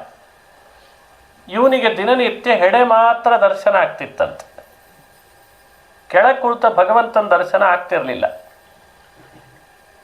ಅಕ್ರೂರ ರಥದಲ್ಲಿ ಕೂಡಿಸ್ಕೊಂಡು ಕೃಷ್ಣ ಬಲರಾಮರನ್ನು ಮಥುರೆ ಕರ್ಕೊಂಡು ಹೊರಟಿದ್ದ. ಸೂರ್ಯೋದಯ ಆಯ್ತಂತೆ. ಹೇಳಿದ್ನಂತೆ ಕೃಷ್ಣನಿಗೆ, ಕೃಷ್ಣ ನೀನು ಅನುಮತಿ ಕೊಟ್ಟರೆ ಯಮುನೆಯಲ್ಲಿ ಆನೀಕ ಮಾಡ್ತೀನಿ ಇನ್ನಂತೆ. ಕೃಷ್ಣ ಪರದೈವ, ಅವನೇ ಪರಮಾತ್ಮ, ಅವನೇ ರಥದಲ್ಲಿ ಕೂತಾಗಲೂ ಅಕ್ರೂರ ಕೇಳಿದ್ದೇನು ಅಂದರೆ ಸೂರ್ಯೋದಯ ಆಗ್ತಾ ಇದೆ, ಆನೀಕ ಮಾಡ್ತೀನಿ, ಅನುಮತಿ ಕೊಡು ಅನ್ನಂತೆ. ನೋಡಿ, ಇದು ಭಾಗವತ ನಮಗೆ ತಿಳಿಸುವ ಮತ್ತೊಂದು ಸಂದೇಶ. ನಿತ್ಯ ಕರ್ಮಗಳನ್ನು ಮನುಷ್ಯ ಯಾವತ್ತೂ ಬಿಡಬಾರ್ದು. ನಿತ್ಯ, ನೈಮಿತ್ತಿಕ, ಕಾಮ್ಯ ಅಂತ ತ್ರಿವಿಧವಾದ ಕರ್ಮ ಮನುಷ್ಯನ ಸಾಧನೆಯಲ್ಲಿ ಇವನ್ನ ಮಾಡಲೇಬೇಕು. ನಾವು ನಿತ್ಯ ಅಂದರೆ ಬೇರೆ ಏನೋ ತಿಳ್ಕೊಂಡಿದ್ದೀವಿ, ನಾವೇ ಅಡಾಪ್ಟ್ ಮಾಡ್ಕೊಂಡಿದ್ದೀವಿ. ನಿತ್ಯ ಅಂದರೆ ಸ್ನಾನ ಮಾಡೋದು, ಊಟ ಮಾಡೋದು, ಮಲ್ಕೊಳ್ಳೋದು, ತಿಂದದ್ದು ಜೀರ್ಣ ಆಗಲಿ ಅಂತ ಒಂದಿಷ್ಟು ಅಲ್ಲಿ ಇಲ್ಲಿ ಓಡಾಡೋದು, ಇವೆಲ್ಲ ನಮ್ಮ ನಿತ್ಯ ಅಂತ ತಿಳ್ಕೊಂಡಿದ್ದೀವಿ. ನಿತ್ಯ ಅಂದರೆ ಯಾವುದನ್ನು ಮಾಡದೇ ಹೋದರೆ ಶಾಸ್ತ್ರದಲ್ಲಿ ಹೇಳಿದ ಯಾವುದನ್ನು ಮಾಡದೇ ಹೋದರೆ ಮನುಷ್ಯನಿಗೆ ಪ್ರತ್ಯವಾಯ ಅಂಟಿಕೊಳ್ತದೆ ಅಂತ ಹೇಳ್ತದೋ ಅದನ್ನು ನಿತ್ಯ ಅಂತ ಕರೀತಾರೆ. ಯದಕರಣೆ ಪ್ರತ್ಯವಾಯ, ಇಂಥವುಗಳನ್ನು ಮಾಡದೇ ಹೋದರೆ ಬಂದೇ ಬರ್ತದೆ ಪಾಪ ಅಂತ ಹೇಳ್ತಾರೆ. ಅವುಗಳಿಗೆ ನಿತ್ಯ ಅಂತ ಹೆಸರು. ನೋಡಿ, ಅಕ್ರೂರ ಸ್ವತಃ ಕೃಷ್ಣ ಜೊತೆಯಲ್ಲಿದ್ದಾನೆ ಎಂದ ಮಾತ್ರಕ್ಕೆ ತನ್ನ ನಿತ್ಯವನ್ನು ಪರಿತ್ಯಜಿಸಲಿಲ್ಲ ಅಂತದೆ. ನಿತ್ಯ ಅಂತ ಹೇಳುವುದು ಸಂಧ್ಯಾವಂದನ, ದೇವರ ಪೂಜೆ, ಸ್ತ್ರೀಯರಿಗೆ ಗುರುಮಂತ್ರ, ಕೃಷ್ಣ ಮಂತ್ರ ಜಪ, ಹಾಗೆ ನಿತ್ಯ ಅಂತ ಸ್ತ್ರೀ ಪುರುಷರಿಗೆ ವ್ಯವಸ್ಥೆಯನ್ನು ಹೇಳ್ತದೆ.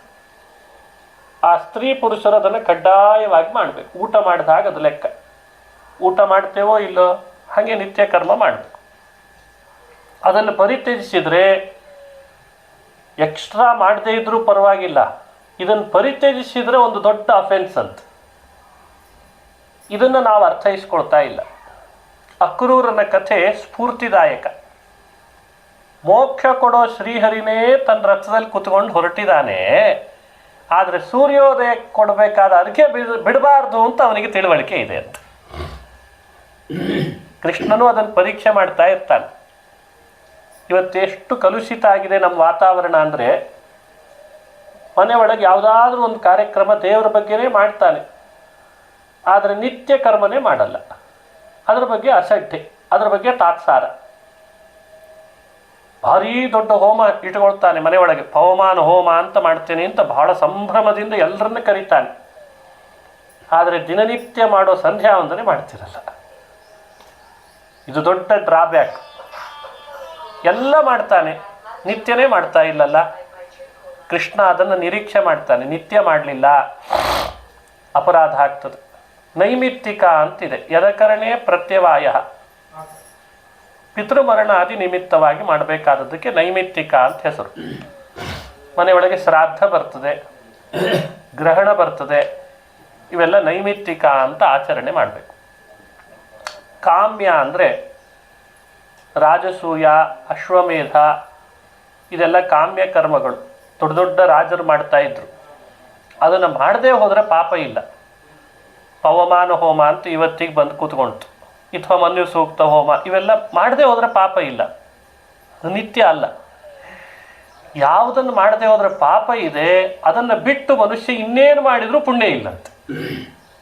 ನಿತ್ಯ ಮಾಡಲಾರ, ನೈಮಿತ್ತಿಕ ಮಾಡಲಾರ, ಕಾಮ್ಯ ಮಾತ್ರ ಮಾಡ್ತೇನೆ ಅಂತ ಹೋಗ್ತಾ ಇದ್ದಾನೆ ಇವತ್ತು. ಇದೆಲ್ಲ ಅಪರಾಧ. ಅದಕ್ಕೆ ಕೃಷ್ಣ ಅದನ್ನು ಸ್ಪಷ್ಟ ಹೇಳ್ತಾನೆ. ಅರ್ಜುನ ಉಳಿದನ್ನು ಮಾಡ್ತಾನೋ ಬಿಡ್ತಾನೋ ಜೀವ, ನಿತ್ಯ ಮಾಡಿದರೆ ಸಾಕಪ್ಪ ಅಂತಂತಾನೆ. ಈ ನಿಟ್ಟಿನಲ್ಲಿ ಅಕ್ರೂರ ರಥದಲ್ಲಿ ಕೃಷ್ಣನಿದ್ರೆ ಅನುಮತಿ ಕೇಳಿಬಿಟ್ಟ, ಯಮುನೆಯಲ್ಲಿ ಸ್ನಾನ ಮಾಡಿ ಅರ್ಘ್ಯ ಕೊಡ್ತೇನೆ ಅಂತ. ಆಗಲಿ ಕೊಟ್ಟ ಬಾ ಅಂತಂದ. ದಿನ ಸ್ನಾನ ಮಾಡ್ತಿದ್ದ ಯಮುನೆಯಲ್ಲಿ ಇವತ್ತು ಸ್ನಾನ ಮಾಡಿದ. ಮುಳುಗಿದ, ಅರ್ಘ್ಯ ಕೊಡಬೇಕು ಅಂತ ನೋಡ್ತಾನೆ. ದಿನಾ ಶೇಷ ಮಾತ್ರ ಕಾಣಿಸ್ತಿದ್ದಲ್ಲ, ಶೇಷನ ಹೆಡೆ ಕೆಳಗಡೆಯಲ್ಲಿ ಕೃಷ್ಣನೇ ಕಂಡಂತೆ. ಸಂಕರ್ಷಣ ಕೃಷ್ಣನೇ ಕಂಡ. ಅರೆ, ರಥದಲ್ಲಿ ಕೂಡಿಸಿ ಬಂದಿದ್ದೆ, ಇಲ್ಲಿ ಯಾವಾಗ ಬಂದ ಇವ ಕೃಷ್ಣ ಅಂತ ಮತ್ತೆ ಮುಳುಗಿದವನು ಎದ್ದು ರಥದ ಕಡೆಗೆ ನೋಡ್ದ, ಅಲ್ಲೂ ಕೃಷ್ಣ ಇದ್ದ. ಅರೆ, ಈಗಿನ್ನೂ ನೀರಿನೊಳಗಿದ್ನಲ್ಲ ಅಂತ ನೀರಿನಲ್ಲಿ ಮುಳುಗಿದ, ಮತ್ತೆ ಇಲ್ಲೂ ಕೃಷ್ಣನಿದ್ದ. ಆಗ ಅರ್ಥ ಆಯ್ತು ಅವನಿಗೆ. ಕೃಷ್ಣ ಜೊತೆಗಿದ್ರೂ ಈ ತಿಳುವಳಿಕೆ ಅವನಿಗೆ ಬರಲಿಲ್ಲ. ಆದರೆ ನೀರಿನಲ್ಲಿ ಮುಳುಗಿದಾಗ ಆ ನಿತ್ಯ ಕರ್ಮದ ಸಿದ್ಧಿ ಸಂಕರ್ಷಣನ ಪ್ರಕಟ ಆಗಿಬಿಡ್ತು. ಸ್ತೋತ್ರ ಮಾಡಿದ, ಸ್ತೋತ್ರಕ್ಕೆ ಭಗವಂತ ಪ್ರಸನ್ನನಾದ ಅನ್ನೋ ಕಥೆ ಭಾಗವತದಲ್ಲಿ ಬರ್ತದೆ.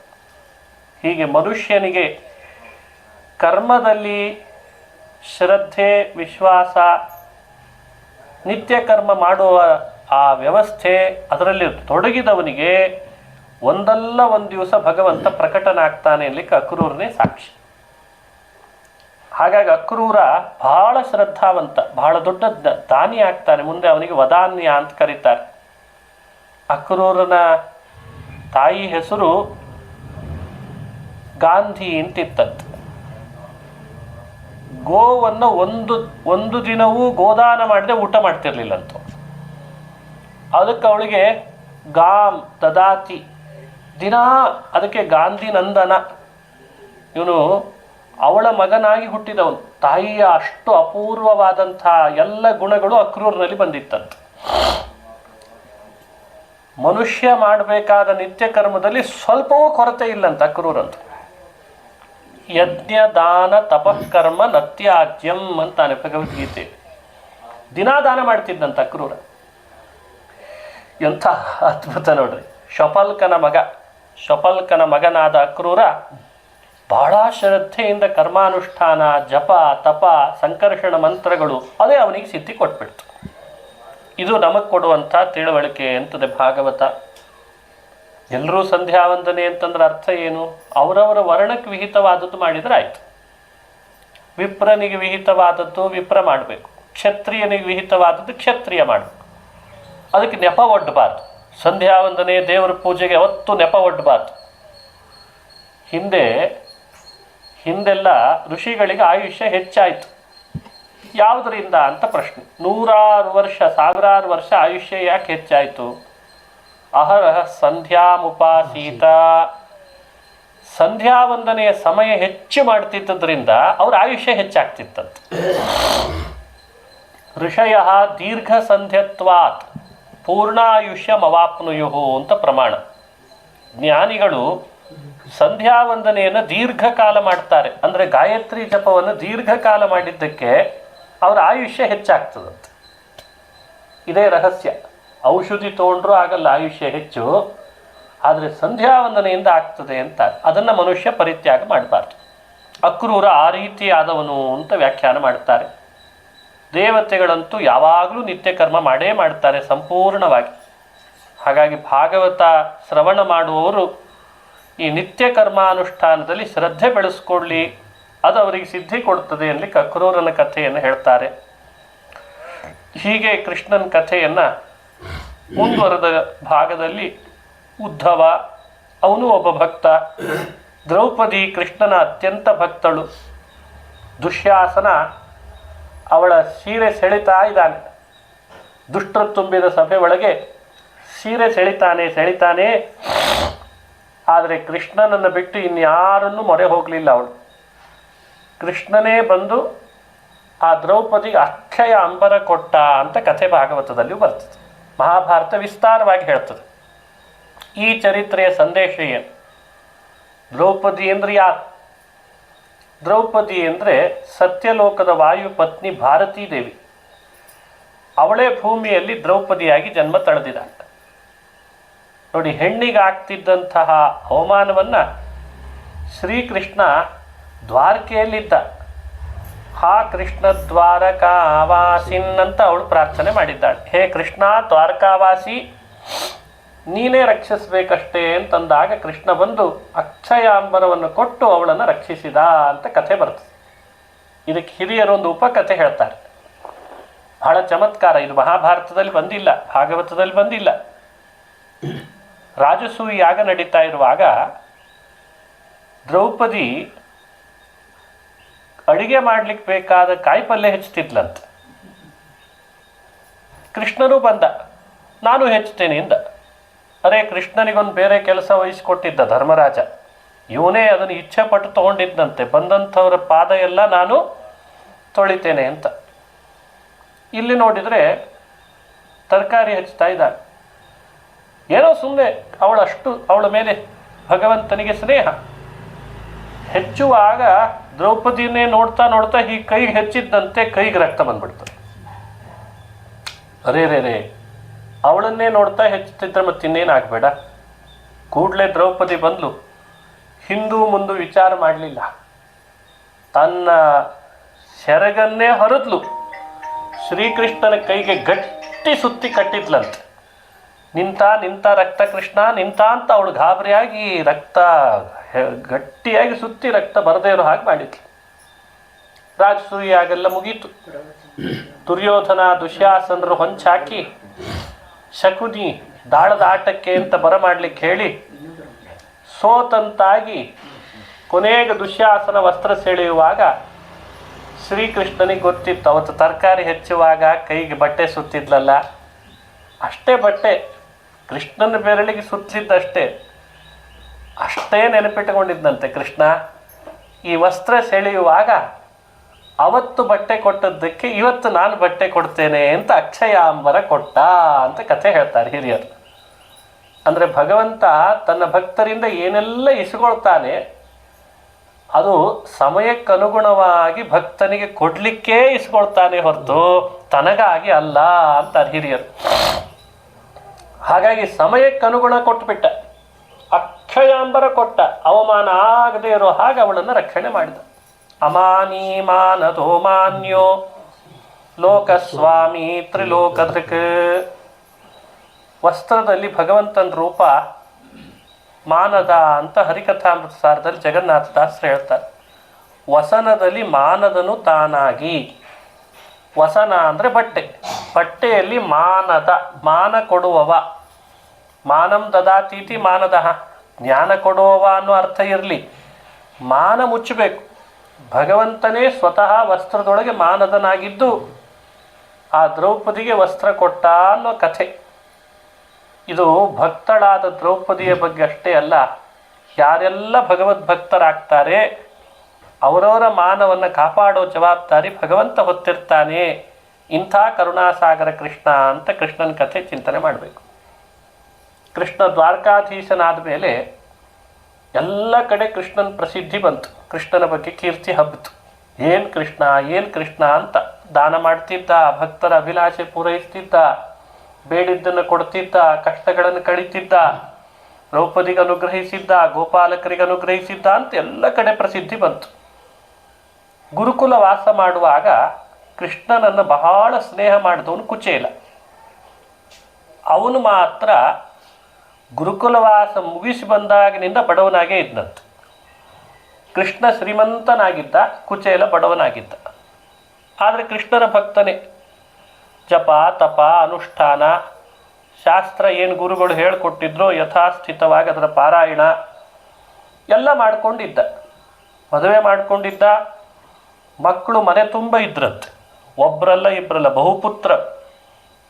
ಯಾವ ಡಬ್ಬಿ ಮುಚ್ಚಳ ತೆಗೆದ್ರೂ ಕುಚೇಲನಿಗೆ ಮಕ್ಕಳೇ ಕಾಣ್ತಿದ್ರು, ಯಾಕಂದರೆ ಮಕ್ಕಳಿಗೆ ಬಟ್ಟೆ ಹಾಕ್ಲಿಕ್ಕೆ ಅವಕಾಶ ಇಲ್ಲ ಪಾಪ. ಅಷ್ಟು ಮಕ್ಕಳು, ಬಡತನ ಕಿತ್ತಿ ತಿಂತಾ ಇದೆ. ಹೆಂಡತಿನೇ ಅಂತಿದ್ಲಂತೆ, ಎಲ್ಲಿ ಕೃಷ್ಣನ ಹೆಸರು ಬಂದರೂ ನನ್ನ ಸ್ನೇಹಿತ ನನ್ನ ಸ್ನೇಹಿತ ಅಂತ ಮಧ್ಯದಲ್ಲಿ ಬಾಯಿ ಹಾಕಿ ಹೋಗ್ತೀರಿ, ಒಂದಿನಾದರೂ ಕೃಷ್ಣನ ದರ್ಶನ ಮಾಡಿ ಬರಬಾರ್ದ ಅಂತ. ದ್ವಾರಕಾಧೀಶನ ದರ್ಶನ ಮಾಡಿದರೆ ಅವನೇ ನಿಮ್ಮ ಕಷ್ಟ ಕಳೀತಾನೆ ಅಂತಂದ್ಲು. ಅವಳು ಹೇಳ್ತಿದ್ಲು, ಇವನೇನು ತಲೆಗೆ ಹಾಕೋತಿರ್ಲಿಲ್ಲ ಮೊದಲು. ಒಮ್ಮೆ ಯಾವಾಗ ಮುಹೂರ್ತ ಬಂತು ಅನ್ನಿಸ್ತದೆ, ಕೃಷ್ಣನ ಪ್ರೇರಣೆ ಆಯಿತು, ಇವತ್ತು ಹೋಗಿ ಬಂದುಬಿಡ್ತೇನೆ, ದೇವರ ದರ್ಶನಕ್ಕೆ ಹೋಗುವಾಗ ಬರಿಗೈಯಲ್ಲಿ ಹೋಗಬಾರ್ದು, ಏನಾದರೂ ಕೊಡು ಅಂತ ಕೇಳಿದೆ. ಏನು ಕೊಡ್ತಾಳೆ ಪಾಪ, ಏನಿಲ್ಲ ಮನೆ ಒಳಗೆ. ಭಾಗವತ ಹೇಳ್ತದೆ, ಅವರ ಮನೆ ಬೀದಿಯಲ್ಲಿ ಮನೆಗೆ ಹೋಗಿ ಭಿಕ್ಷೆ ಬೇಡಿದ್ಲಂತೆ ಹೆಂಡತಿ. ನಮ್ಮ ಯಜಮಾನ ಕೃಷ್ಣನ ದರ್ಶನಕ್ಕೆ ಹೋಗ್ತಿದ್ದಾನೆ, ಏನಾದರೂ ಕೊಡ್ರಿ ಅಂತ ಕೇಳಿದ್ಲಂತೆ. ಅವರು ಪೃಥಕ್ ತಂಡುಲ ಅಂತಂತಂದರೆ ಅವಲಕ್ಕಿ, ಮನೆಯಲ್ಲಿದ್ದ ಅವಲಕ್ಕಿ ತಂದು ಕೊಟ್ಟರು. ಇವಳು ಅದನ್ನು ತಂದು ಈ ಕುಚೇಲನ ಹೊದಗೊಳ್ಳುವ ವಸ್ತ್ರದಲ್ಲಿ ಗಂಟು ಕಟ್ಟಿದ್ಲಂತೆ, ಇದನ್ನೇ ಕೃಷ್ಣನಿಗೆ ಕೊಡ್ರಿ ಇವತ್ತು ಅಂತ. ಆಯಿತು ಅಂದ. ಮತ್ತು ಇರೋದೇ ಅದು ಅಂದರೆ ಇನ್ನೇನು ಮಾಡಬೇಕು, ಅದನ್ನೇ ತಗೊಂಡು ಹೋದ. ದ್ವಾರಕಾಧೀಶ ಕೃಷ್ಣ ದರ್ಶನ ನೀಡಲಿ ಇವತ್ತು ನನಗೆ ಅಂತ ಶ್ರದ್ಧೆಯಿಂದ ಹೋಗಿದ್ದಾನೆ.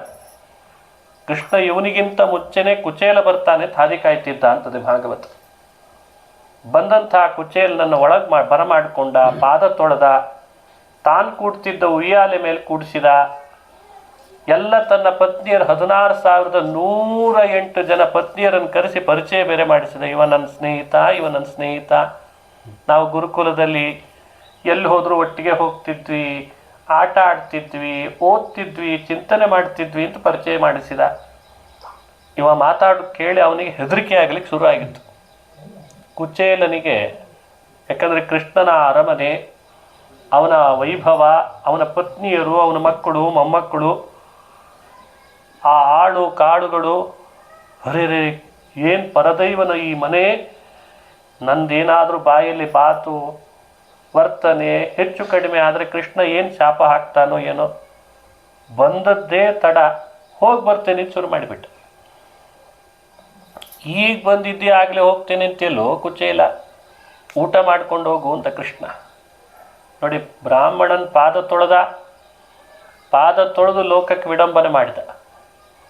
ಊಟ ಮಾಡ್ಕೊಂಡು ಹೋಗು ಅಂತ ಅತಿಥಿ ಸತ್ಕಾರ ಮಾಡ್ತಿದ್ದಾನೆ. ಬೇಡ ಅಂತ ಇವನಿಗೆ, ಇಲ್ಲ ಊಟ ಆಗಲೇಬೇಕು ಅಂತ ಹಠ ಮಾಡಿದ ಕೃಷ್ಣ ಹಠ ಮಾಡಿದರೆ ಯಾವ ಭಕ್ತ ಅವನನ್ನು ಬಿಡಿಸ್ಕೊಂಡು ಹೋಗ್ಲಿಕ್ಕೆ ಸಾಧ್ಯ? ವಯಸ್ಸು ಸಣ್ಣದಿದ್ದ ಗುರುಕುಲ ವಾಸ ಮಾಡ್ತಿದ್ರಲ್ಲ, ಒಂದು ತಪ್ಪು ಮಾಡಿದ್ದಂತೆ ಕುಚೇಲ. ಭಾರಿ ಚಮತ್ಕಾರ ಅದು. ಅವರಮ್ಮ ಅವಲಕ್ಕಿ ಕಳಿಸಿದ್ರು, ಕುಚೇಲನಮ್ಮ. ಯಾರು ಬೇರೆ ಸ್ನೇಹಿತರು ನೋಡಬಾರ್ದು ಅಂತ ಕಾಡಿಗೆ ಹೋದಾಗ ತಿನ್ಲಿಕ್ಕೆ ಮುಚ್ಚಿಟ್ಕೊಂಡಿದ್ದಂತಿವ. ಈ ಗುರುಕುಲ ವಾಸ ಮಾಡಿದಾಗ ಮತ್ತು ಮನೆಯಿಂದ ಏನಾದರೂ ಕೊಟ್ಟು ಕಳಿಸಿದ್ರೆ ಮುಚ್ಚಿಟ್ಕೊಂಡು ತಿನ್ನೋದೇ ಲೆಕ್ಕ ಅಲ್ಲೆಲ್ಲ. ಎಲ್ಲರ ಮುಂದೆ ತೆಗೆದ್ರೆ ಎಲ್ಲರೂ ಬಾಯಿ ಹಾಕಿಬಿಡ್ತಾರೆ ಹುಡುಗರು. ಈತ ಅದನ್ನು ಮುಚ್ಚಿಟ್ಕೊಂಡಿದ್ದಂತ. ಕಾಡಿ ಕಟ್ಟಿಗೆ ಹೊಡಿಲಿಕ್ಕೆ ಹೇಳಿದ್ರು ಗುರುಪತ್ನಿ. ನಾ ಹೋಗ್ತೇನೆ ಅಂತ ಕೊಡ್ಲಿಕ್ಕೆ ತಗೊಂಡ. ಕೃಷ್ಣ ನಾನು ಬರ್ತೀನಿ ಅಂದ ಕುಚೇಲನ ಜೊತೆಗೆ. ಗುರುಕುಲದಲ್ಲಿದೆ ಕಥೆ. ನೀ ಬರಬೇಡ ಅಂತಾನೆ ಕುಚೇಲ. ಅಲ್ಲೋ ದಿನ ಬರ್ತಿದ್ನಲ್ಲೋ, ಇವತ್ತು ಯಾಕೆ ಬೇಡ ಅಂತಿದ್ದಿ ಅಂತ ಕೃಷ್ಣ. ಇವತ್ತು ಬರಬೇಡ, ನೀನು ಇವತ್ತು ಬರಬೇಡ. ಇಲ್ಲ ಬಂದೇ ಬರ್ತೀನಿ ಇವತ್ತು ಅಂದ. ಬಾ, ದಿನ ಬಿಟ್ಟದ್ದಲ್ಲ ನಿಂದೊಂದು ನನಗೆ ಅಂತ ಬೈಕೊಂಡೇ ಕರ್ಕೊಂಡು ಹೋದ ಕೃಷ್ಣನನ್ನು ಕುಚೇಲ. ಹೇಳಿದ್ದಂತೆ ಕೃಷ್ಣ, ಬರಬೇಡ ಅಂದ್ರು ಬಂದಿದ್ದಿ, ಕೊಡ್ತೀನಿ, ಮೇಲೆ ಹತ್ತಿ ಕಟ್ಟಿಗೆ ಹೊಡಿ, ಕೆಳಗತ್ತಿ ನಾ ಆರಿಸ್ತೀನಿ ಅಂದ. ಕೃಷ್ಣನಿಗೆ ಕಟ್ಟಿಗೆ ಹೊಡ್ಲಿಕ್ಕೆ ಹೇಳ್ದವ ಇವ. ಅವ ಮರ ಹತ್ತಿದ, ಕಟ್ಟಿಗೆ ಹೊಡಿಲಿಕ್ಕೆ ಶುರು ಮಾಡಿದ. ಕೆಳಗಿದ್ದ ಕುಚೇಲ ಆರಿಸ್ತಿದ್ದ. ಸ್ವಲ್ಪ ಸಮಯ ಆಚೆ ಈಚೆ ಬಂತು, ಸಿಕ್ತು, ಹೊಡಿತಿದ್ನಲ್ಲ ಹೇಗಿದ್ರು ಅಂತ ಆ ಗಂಟು ಬಿಚ್ಚಿ ಅವಲಕ್ಕಿ 2 ಮುಷ್ಟಿ ಹಾಕ್ಕೊಂಡ ಬಾಯಲ್ಲಿ. ಕೃಷ್ಣ ಮ್ಯಾಲ್ ನಿಂತ್ಕೊಂಡವನಿಗೆ ಕಾಣಿಸದೇ ಇರ್ತದ. ಇದೇ ಸಮಸ್ಯೆ ನಮ್ದೆಲ್ಲ. ತಪ್ಪು ಮಾಡೋದು ಮಾಡ್ತೀವಿ, ಮ್ಯಾಲೊಬ್ಬಿದ್ದಾನೆ ಅನ್ನೋದನ್ನು ಮರ್ತು ಬಿಡ್ತೀವಿ. ನೋಡಿ, ಮ್ಯಾಲ್ ನಿಲ್ಲಿಸಿ ಕೆಳಗೆ ನಿಂತ್ಕೊಂಡು ತಪ್ಪು ಮಾಡಿದ. ಊರ್ಧ್ವೋ ವಿಷ್ಣುರಿತಿ ಪ್ರೋಕ್ತಃ. ಊರ್ಧ್ವ ಅಂತ ಹೆಸರು ಕೃಷ್ಣನಿಗೆ. ಊರ್ಧ್ವ ಮೂಲಮಧ ಶಾಖಂ ಅಶ್ವತ್ಥಂ ಪ್ರಾಹುರವ್ಯಯಂ. ಅಲ್ಲಿ ಊರ್ಧ್ವ ಅನ್ನೋ ಶಬ್ದಕ್ಕೆ ಗೀತಾ ತಾತ್ಪರ್ಯದಲ್ಲಿ ಭಗವತ್ಪಾದರು ಊರ್ಧ್ವೋ ವಿಷ್ಣು ರೀತಿ ಪ್ರೋಕ್ತಃ ಅಂತ ಹೇಳ್ತಾರೆ. ಊರ್ಧ್ವ ಅಂದರೆ ವಿಷ್ಣು. ಎಲ್ಲಿ ಬಂದಿದೆ? ವೇದದಲ್ಲಿ ಬಂದಿದೆ. ಊರ್ಧ್ವ ಪವಿತ್ರೋ ವಾಜಿನೀವ ಸ್ವಮೃತಮಸ್ಮಿ ದ್ರವಿಣಗುಂ ಸವರ್ಚಸಂ ಸುಮೇಧಾ ಅಮೃತೋಕ್ಷಿತಃ. ವೇದದಲ್ಲಿ ಊರ್ಧ್ವ ಪವಿತ್ರ. ಊರ್ಧ್ವ ಅಂತ ವಿಷ್ಣುವಿಗೆ ನಾಮ, ಉಪರಿಚರ ಅಂತ ಭಗವಂತನಿಗೆ ನಾಮ. ಇವೆಲ್ಲ ಅರ್ಥ ಏನು ಹೇಳ್ತದೆ? ನಾವು ಜೀವರು ಏನು ಪ್ರಯತ್ನ ಪಟ್ಟರು ಮೇಲ್ ಹೋಗ್ಲಿಕ್ಕಾಗಲ್ಲ. ಮೇಲ್ ಹೋಗ್ತೇವೆ ಅಂದ್ರೆ ಇಲ್ಲ, ಅವನು ಮೇಲ್ಗಡೆ ಇದ್ದೇ ನಮ್ಮನ್ನೆಲ್ಲ ನೋಡ್ತಿರ್ತಾನಂತೆ. ಅದಕ್ಕೆ ಅವ ಊರ್ಧ್ವ. ಕೆಳಗಿದ್ದವನು ನೋಡಲಿಲ್ಲ, ಏನು ನೋಡ್ತಾನೆ, ಕಣ್ಣಿಗೆ ಬಿದ್ದೇ ಬೀಳ್ತದೆ. ಮನಸ್ಸಿನಲ್ಲಿ ಅನ್ಕೊಂಡು ಈ ಅವಲಕ್ಕಿ ನಿನ್ನ ಕೈಯಿಂದ ನಾನು ತಿನ್ನದೇ ಬಿಡಲ್ಲ ಅಂದ ಕೃಷ್ಣ. ಆಮೇಲೆ ಕೆಳಗೆ ಇಳಿದ್ರು, ಕಟ್ಟಿಗೆ ತಗೊಂಡು ಬಂದರು, ಗುರುಕುಲ ವಾಸ ಮುಗೀತು. ಅವನ ಮನೆಗೆ ಹೋದ, ಇವನ್ ಮನೆಗೆ ಹೋದ. ಎಲ್ಲ ಆದಮೇಲೆ ಇವತ್ತು ಮತ್ತೆ ಕುಚೇಲ ಬಂದಿದ್ದಾನಲ್ಲ, ಈ ಚರಿತ್ರೆ ಅವನಿಗೆ ನೆನಪಿಸ್ಬೇಕಾಗಿದೆ ಕುಚೇಲನಿಗೆ ಕೃಷ್ಣ. ಎಲ್ಲರನ್ನು ಕೂಡಿಸ್ಕೊಂಡ ತನ್ನ ಹೆಂಡತಿಯರನ್ನು. ಅಡುಗೆ ಆಗ್ತಾ ಇದೆ, ಅಡುಗೆ ಆದಮೇಲೆ ಊಟಕ್ಕೆ ಹಾಕಬೇಕು. ಆದರೆ ನಿನ್ನ ಗುರುಕುಲ ವಾಸದ ಕತೆ ಹೇಳ್ತೀನಿ ನೋಡು, ನೆನಪಿಸ್ತೀನಿ ನಿನಗೆ ಅಂತ. ಇವನಿಗೆಲ್ಲ ಅವಲಕ್ಕಿ ಕತಿ ಎತ್ತಾನೋ ಅಂತ ಪಾಪ. ಕೃಷ್ಣ ನೋಡಿದ್ರೆ ಅದನ್ನೇ ತೆಗಿಬೇಕಾ? ನಾನು ಇವನು ಎಲ್ಲಿ ಹೋದ್ರು ಒಟ್ಟಿಗೆ ಹೋಗ್ತಿದ್ವಿ, ಕಾಡಿಗೆ ಹೋಗಿದ್ವಿ, ಒಮ್ಮೆ ಕೊಟ್ಟಿದ್ದ ನನ್ನ ಕೈಗೆ, ಮೇಲ್ ನಿಂತಿದ್ದೆ ನಾನು ಒಂದ ಬಂತ ಅನ್ಕೊಂಡ. ಅವಲಕ್ಕಿ ಕತಿ ಕೊಡದೆ ತಿಂದದ್ದನ್ನು ನೆನಪಿಸ್ತಾನೆ. ಅವನ ಹೆಂಡತಿಯರೆಲ್ಲ ನಗುತ್ತಾರೆ. ನನಗೆಲ್ಲ ಅವಮಾನ ಆಗ್ತದೋ ಅಂತ ಒಳೊಳಗೆ ಹೆದರಿಕೆ. ಅಲ್ಲಿವರೆಗೂ ಕತೆ ಹೇಳಿದಾನೆ. ನಾನು ಮೇಲ್ ನಿಂತ ಕಟ್ಟಿಗೆ ಹೊಡಿತಿದ್ದೆ, ಇವ ಕೆಳಗೆ ನಿಂತ ಕಟ್ಟಿಗೆ ಆರಿಸ್ತಿದ್ದ ಅಂತ ಕತೆ ಹೇಳ್ದ. ಎಲ್ಲರೂ ಭಾರಿ ಕುತೂಹಲದಿಂದ ಕೇಳ್ತಿದ್ದಾರೆ, ಕೃಷ್ಣನ ಮುಖದಿಂದ ಕತೆ ಕೇಳೋದಂದ್ರಿ ಏನ್ರಿ, ಏನೋ ಹೇಳ್ತಾನೆ ಈಗ ಅಂತ. ಆಮೇಲೆ ಮಳೆ ಬಂತು, ವಾಪಸ್ ಬಂದ್ವಿ ಅಂತಂದ. ಏನು ಅರ್ಥ ಆಗಲಿಲ್ಲ ಬೇರೆಯವರಿಗೆ. ಕುಚೇಲನಿಗೆ ನೆನಪಾಯ್ತು, ಅವಲಕ್ಕಿ ನೆನಪಿಸಿಬಿಟ್ಟ. ಅವಲಕ್ಕಿ ಕಥೆ ನೆನಪಿಸ್ಕೊಂಡ ಮೇಲೂ ಸುಮ್ಮನಿದ್ದಾನಂತೆ. ತಾನು ತಂದ ಅವಲಕ್ಕಿ ಕೊಡಬಲ್ಲ, ನೆನಪಿಸಿದಾನೆ. ಕೊಡಬೇಕೋ ಬೇಡ ಭಕ್ತ? ಹೇಳ್ತಿದ್ದೇನಲ್ಲೋ ಗುರುಕುಲದ ಕಥೆ, ನೆನಪಾಯ್ತೋ ಇಲ್ಲೋ, ಕೊಡೋತ್ತಿದ್ದಾನೆ, ಕೊಡ್ತಾ ಇಲ್ಲ. ಇವಾಗ ಊಟ ಆಯ್ತು, ಹೊರಟೆ, ಮತ್ತೆ ಹೋಗಿ ಬರ್ತೀನಿ ಇಂದ. ಊಟ ಆದ ಕೂಡಲೇ ಹೋಗಬಾರ್ದು, ಸ್ವಲ್ಪ ಹೊತ್ತು ಮಲಕೋ ಅಂತ ಅವನು ಕಾಲು ಒತ್ತಿದ್ದಂತೆ. ಕಾಲು ಒತ್ತಿದ್ರೂ ಇವನಿಗೆ ನಾಚಿ ನೀರಾಗಿಬಿಟ್ಟಿದ್ದಾನೆ. ಇನ್ನೇನೋ ಆಗೇ ಬಿಡ್ತದೆ ಇವತ್ತು ನನ್ನ ಸ್ಥಿತಿ ಗಂಭೀರ ಅಂತ ಅನ್ಕೊಂಡ. ಅವನು ಹೊದ್ದುಕೊಂಡು ಬಂದ ವಸ್ತ್ರದ ಗಂಟನ್ನು ಕೃಷ್ಣನಿಗೆ ಕಾಣದಂತೆ ಮುಚ್ಚಿಟ್ಕೋತಿದ್ನಂತೆ. ಇಂದು ಬಹಳ ಹೊತ್ತು ತಡ ಮಾಡೋದು ಬೇಡ ಅಂತ ಕೃಷ್ಣ. ಬಂದಾಗಿಂದ ಅದು ಏನು ಗಂಟು ಮುಚ್ಚಿಟ್ಕೋತಿದ್ದಿ, ಅದು ಏನು ತೋರಿಸು ಅಂತ ಕೃಷ್ಣ. ಏನಿಲ್ಲ ಅಂತ ಕುಚೇಲ. ಕೃಷ್ಣನೇ ಕೈ ಹಾಕಿದ. ಒಪ್ಪಿಡಿ ಅವಲಕ್ಕಿಯ ತಂದವನಿಗೆ. ಒಂದು ಹಿಡಿ ಅವಲಕ್ಕಿ ಒಳಗಿತ್ತಷ್ಟೇ ಅದು. ಅದನ್ನು ತಾನೇ ಕೈ ಹಾಕಿ ಗಂಟು ಬಿಚ್ಚಿ ಒಳಗೆ ಆ ಅವಲಕ್ಕಿ ಹಿಡಿದು ಬಾಯೊಳಗೆ ಹಾಕ್ಕೊಂಡು ರುಕ್ಮಿಣಿಗೆ ಹೇಳ್ದೆ, ಎಷ್ಟು ರುಚಿ ಕಲಿಸ್ಯಾಳ ಕುಚೇಲನ ಹೆಂಡತಿ. ಯಾಕಂದ್ರೆ ಈಗೆಲ್ಲ ಟಿ ವಿ ಚಾನಲ್ ನೋಡಿ ಅಡುಗೆ ಮಾಡೋರು ಭಾಳ. ಈಗ ಅಲ್ಲಿ ಉಪ್ಪು ಅಂದ್ರೆ ಉಪ್ಪು, ಸಕ್ಕರೆ ಅಂದ್ರೆ ಸಕ್ಕರೆ ಹಾಕ್ತಿರ್ತಾರೆ. ಈಗ ಏನಾಗ್ತಾವೋ ಗೊತ್ತಿಲ್ಲ. ಕೃಷ್ಣ ಒಣ ಅವಲಕ್ಕಿ ಭಿಕ್ಷೆ ಬೇಡಿ ತಂದ ಅವನ ಹೆಂಡತಿ ಗಂಟು ಕಟ್ಟಿ ಕಳಿಸಿದ್ದನ್ನೂ ಅಷ್ಟೇ ಆದರದಿಂದ ಸ್ವೀಕಾರ ಮಾಡಿ ರುಕ್ಮಿಣಿಗೆ ಹೇಳ್ತಾಳೆ, ರುಚಿ ಕಲಿಸ್ಯಾಳ, ಇನ್ನೊಂದು ಹಿಡಿಬೇಕು ನನಗೆ ಅಂತಂದ. ಆ ರುಕ್ಮಿಣಿ ಸಾಕಂದಂತ. ಸಾಕು ಕೃಷ್ಣ, ಎಷ್ಟು ಬೇಕು. ಅವಲಕ್ಕಿ ಮಹತ್ವ ಅಲ್ಲ, ಅವನ ಹೆಂಡತಿ ಆ ಕುಚೇಲನ ಭಕ್ತಿ ಎಷ್ಟು ಅದ್ಭುತ ಅಂತ ತೋರಿಸ್ಬೇಕಿತ್ತು. ಅಷ್ಟು ತಿಂದು ತೇಗಿದ ಕೃಷ್ಣ. ಭಾಳ ರುಚಿಯಾಗಿತ್ತು ಅವಲಕ್ಕಿ. ನಮ್ಮ ಮನೆಯೊಳಗೆ ಇಂಥ ಅವಲಕ್ಕಿನ ಮಾಡಿಲ್ಲ ಯಾರು ಅಂತಂದ. ಬೆಂತಟ್ಟಿದ, ಗಟ್ಟಿ ಆಲಿಂಗಿಸ್ಕೊಂಡ, ಆನಂದ ಬಾಷ್ಪ ಸುರಿಸಿದ. ಎಷ್ಟು ದಿನ ಆಗಿತ್ತು ಕುಚೇಲ, ನಾನು ಕಾಯ್ತಿದ್ದೇನೆ ಅವಲಕ್ಕಿ ತರ್ತಿ ಅಂತಾನಂತೀವ. ಅವನನ್ನು ಕಾಯೋದೇನು, ಅವನು ಇವನಿಗೆ ಅಂತಾನೆ. ಕೃಷ್ಣ ನೀನು ಯಾಕೆ ಕಾಯ್ತೀನಿ? ಕಾಯ್ತಿರ್ತೇನೋ ನಾನು ಅಂತಾನಂತೆ ಭಗವಂತ. ಭಾರಿ ಸ್ನೇಹಿತರಿಬ್ಬರು. ಆಮೇಲೆ ನಾನಿಲ್ಲ ಹೋಗ್ಬರ್ತೀನಿ ಇಂದ. ತಾಂಬೂಲ ಕೊಟ್ಟು ಕುಚೇಲನನ್ನು ಕೊಟ್ಟು ಕಳಿಸ್ಬೇಕಲ್ಲ. ಮನೆ ಮಹಾದ್ವಾರದ ತನಕ ಕೃಷ್ಣ ಬಂದಿದ್ದಾನಂತೆ. ದ್ವಾರದ ತನಕ ಬಂದ. ಆಮೇಲೆ ಅವನು ನಡ್ಕೊಂಡು ಹೋಗ್ತಿದ್ದಾನೆ, ಹಿಂತಿರುಗ್ತಾನೆ, ಕೃಷ್ಣನ್ ನೋಡ್ತಾನೆ, ಹಿಂತಿರುಗ್ತಾನೆ, ಮತ್ತೆ ಮುಂದೆ ಹೋಗ್ತಾನೆ. ಎಲ್ಲಿವರೆಗೂ ಕೃಷ್ಣನ ಮುಖ ಅರವಿಂದ ದರ್ಶನ ಮಾಡಲಿಕ್ಕೆ ಸಾಧ್ಯವೋ ಅಲ್ಲಿವರೆಗೂ ನೋಡ್ಕೊಂಡೇ ಹೋದ್ನಂತೆ. ಈಗ ಕರೆದಾನೇನೋ, ಮತ್ತೆ ಇನ್ನೊಂದ್ಸಲಿ ಕರೆದಾನೇನೋ. ಕರೆದು ನಿನಗೇನು ಸಮಸ್ಯೆ, ಏನು ಬೇಕು ನಿನಗೆ ಅಂತ ಕೇಳ್ತಾನೇನೋ ಅಂತ ಭಕ್ತ. ಕೃಷ್ಣ ಅವನಾಗಿ ನನಗೆ ಈ ಸಮಸ್ಯೆ ಇದೆ, ಇದು ಬೇಕು ನನಗೆ ಅಂತ ಕೇಳ್ತಾನೇನೋ ಅಂತ ಕೃಷ್ಣ. ಇವ ಕೇಳಲಿಲ್ಲ, ಅವ ಬರಲಿಲ್ಲ, ಇವ ಕರೀಲೂ ಇಲ್ಲ. ಆಮೇಲೆ ಮನಸ್ಸಿನಲ್ಲಿ ಅನ್ಕೊಂಡೇ ಮನೆ ಕಡೆಗೆ ಹೊರಟ. ಕೃಷ್ಣ ಇದ್ದದ್ದು ದ್ವಾರಕೆಯಲ್ಲಿ, ಕುಚೇಲ ಇದ್ದದ್ದು ಅವಂತಿಪುರದ ಹತ್ರ. ಅಲ್ಲಿಗೆ ಹೋಗ್ಬೇಕಲ್ಲ ಅವನು. ಅಲ್ಲಿಗೆ ಹೋದ, ಮನಸ್ಸಿನಲ್ಲಿ ಅನ್ಕೊಂಡೇ ಹೋದ. ಬಾಗಿದೆ ಬೆನ್ನು. ಬಡತನದಲ್ಲಿ ಊಟನೇ ಮಾಡಿರಲಿಲ್ಲ ಎಷ್ಟೋ ದಿನ. ಇವ್ರ ಮನೆಯಲ್ಲಿ ಊಟಕ್ಕೆ ಹಾಕಿಸಿದ್ದ ಕೃಷ್ಣ. ಕೃಷ್ಣನ ರೂಪನೇ ಮನಸ್ಸಿನಲ್ಲಿ ಯಾವಾಗಲೂ. ಮಾತು ಕಿವಿಯಲ್ಲಿ ಗುಯ್ಗುಡ್ತಿದೆ. ಏನು ಆನಂದ. ಅದೇ ಆನಂದದಲ್ಲಿ ಮನಸ್ಸಿನಲ್ಲಿ ಬಂತಂತ. ಅಯಂ ಹಿ ಪರಮೋ ಲಾಭ. ಇದಕ್ಕಿಂತ ದೊಡ್ಡ ಲಾಭ ಏನಿದೆ ನನ್ನ ಜೀವನದೊಳಗೆ? ಪರಮಪುರುಷನಾದ ಕೃಷ್ಣನ ದರ್ಶನಕ್ಕಿಂತ ಬೇರೆ ಲಾಭನೇ? ಸಾಕಷ್ಟಾಯ್ತಲ್ಲ, ಇನ್ನೇನು ಕೇಳಬೇಕು ನಾನು ಅವನ ಹತ್ರ? ನಾ ಕೇಳಲಿಲ್ಲ ಅಂತ ಅವನು ಕೊಡಲಿಲ್ವೋ, ಅಥವಾ ಅವನು ಕೊಡ್ತಾನೆ ಅಂತ ನನಗೆ ಕೇಳೋ ಬುದ್ಧಿ ಬರಲಿಲ್ವೋ? ಅಂತೂ ಇಂತೂ ಕೃಷ್ಣನ ದರ್ಶನವೇ ಲಾಭ ಅಂತ ಭಾವಿಸಿ ಮನೆ ಕಡೆಗೆ ಬರ್ತಾನೆ. ಮನೆ ಮುಂದೆ ನಿಂತಿದ್ದಾನೆ. ಅವನ ಮನೆ ಅಂತ ಪತ್ತೆ ಹಚ್ಚಲಿಕ್ಕೆ ಆಗ್ತಿಲ್ಲ. ಇದು ಅಘಟಿತ ಘಟನಾ ಶಕ್ತಿ. ಒಳಗೆ ಅವನ ಹೆಂಡತಿ ಬಂದು ಬರ್ರಿ ಅಂತ ಕರೆದ್ಲು. ನೀನು ಯಾರು ಅಂತ ಇವ.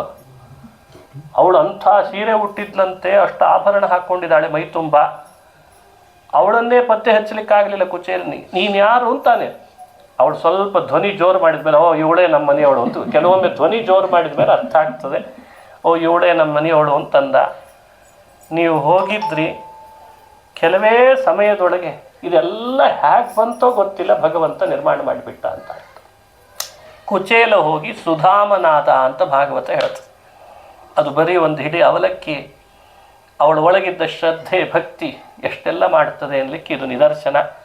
ಹೀಗೆ ಕಡುಬಡವನಾದ ಕುಚೇಲನನ್ನು ಶ್ರೀವಂತನನ್ನಾಗಿ ಕೃಷ್ಣ ಮಾಡಿದ ಕಥೆ ಭಾಗವತದಲ್ಲಿ ಬರ್ತದೆ. ಶುಕಾಚಾರ್ಯರನ್ನ ಪರೀಕ್ಷಿತ್ ರಾಜ ಕೇಳ್ದ, ಯಾಕಿಷ್ಟು ಬಡತನ ಬಂದಿತ್ತವನಿಗೆ? ಅದರ ಹಿಂದಿನ ಜನ್ಮದ ಕಥೆ. ಅವನೊಬ್ಬ ವಿಪ್ರನಾಗಿದ್ದ.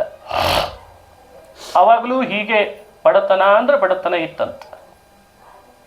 ಒಮ್ಮೆ ತಂದೆ ಶ್ರಾದ್ದ ಬಂತು. ಶ್ರಾದ್ದ ಬಂದಾಗ ಬಹಳ ಶ್ರದ್ಧೆಯಿಂದ ವಿಪ್ರರನ್ನು ಮನೆಗೆ ಬರಮಾಡಿಕೊಂಡು ಶ್ರಾದ್ದ ಮಾಡ್ತಾನೆ.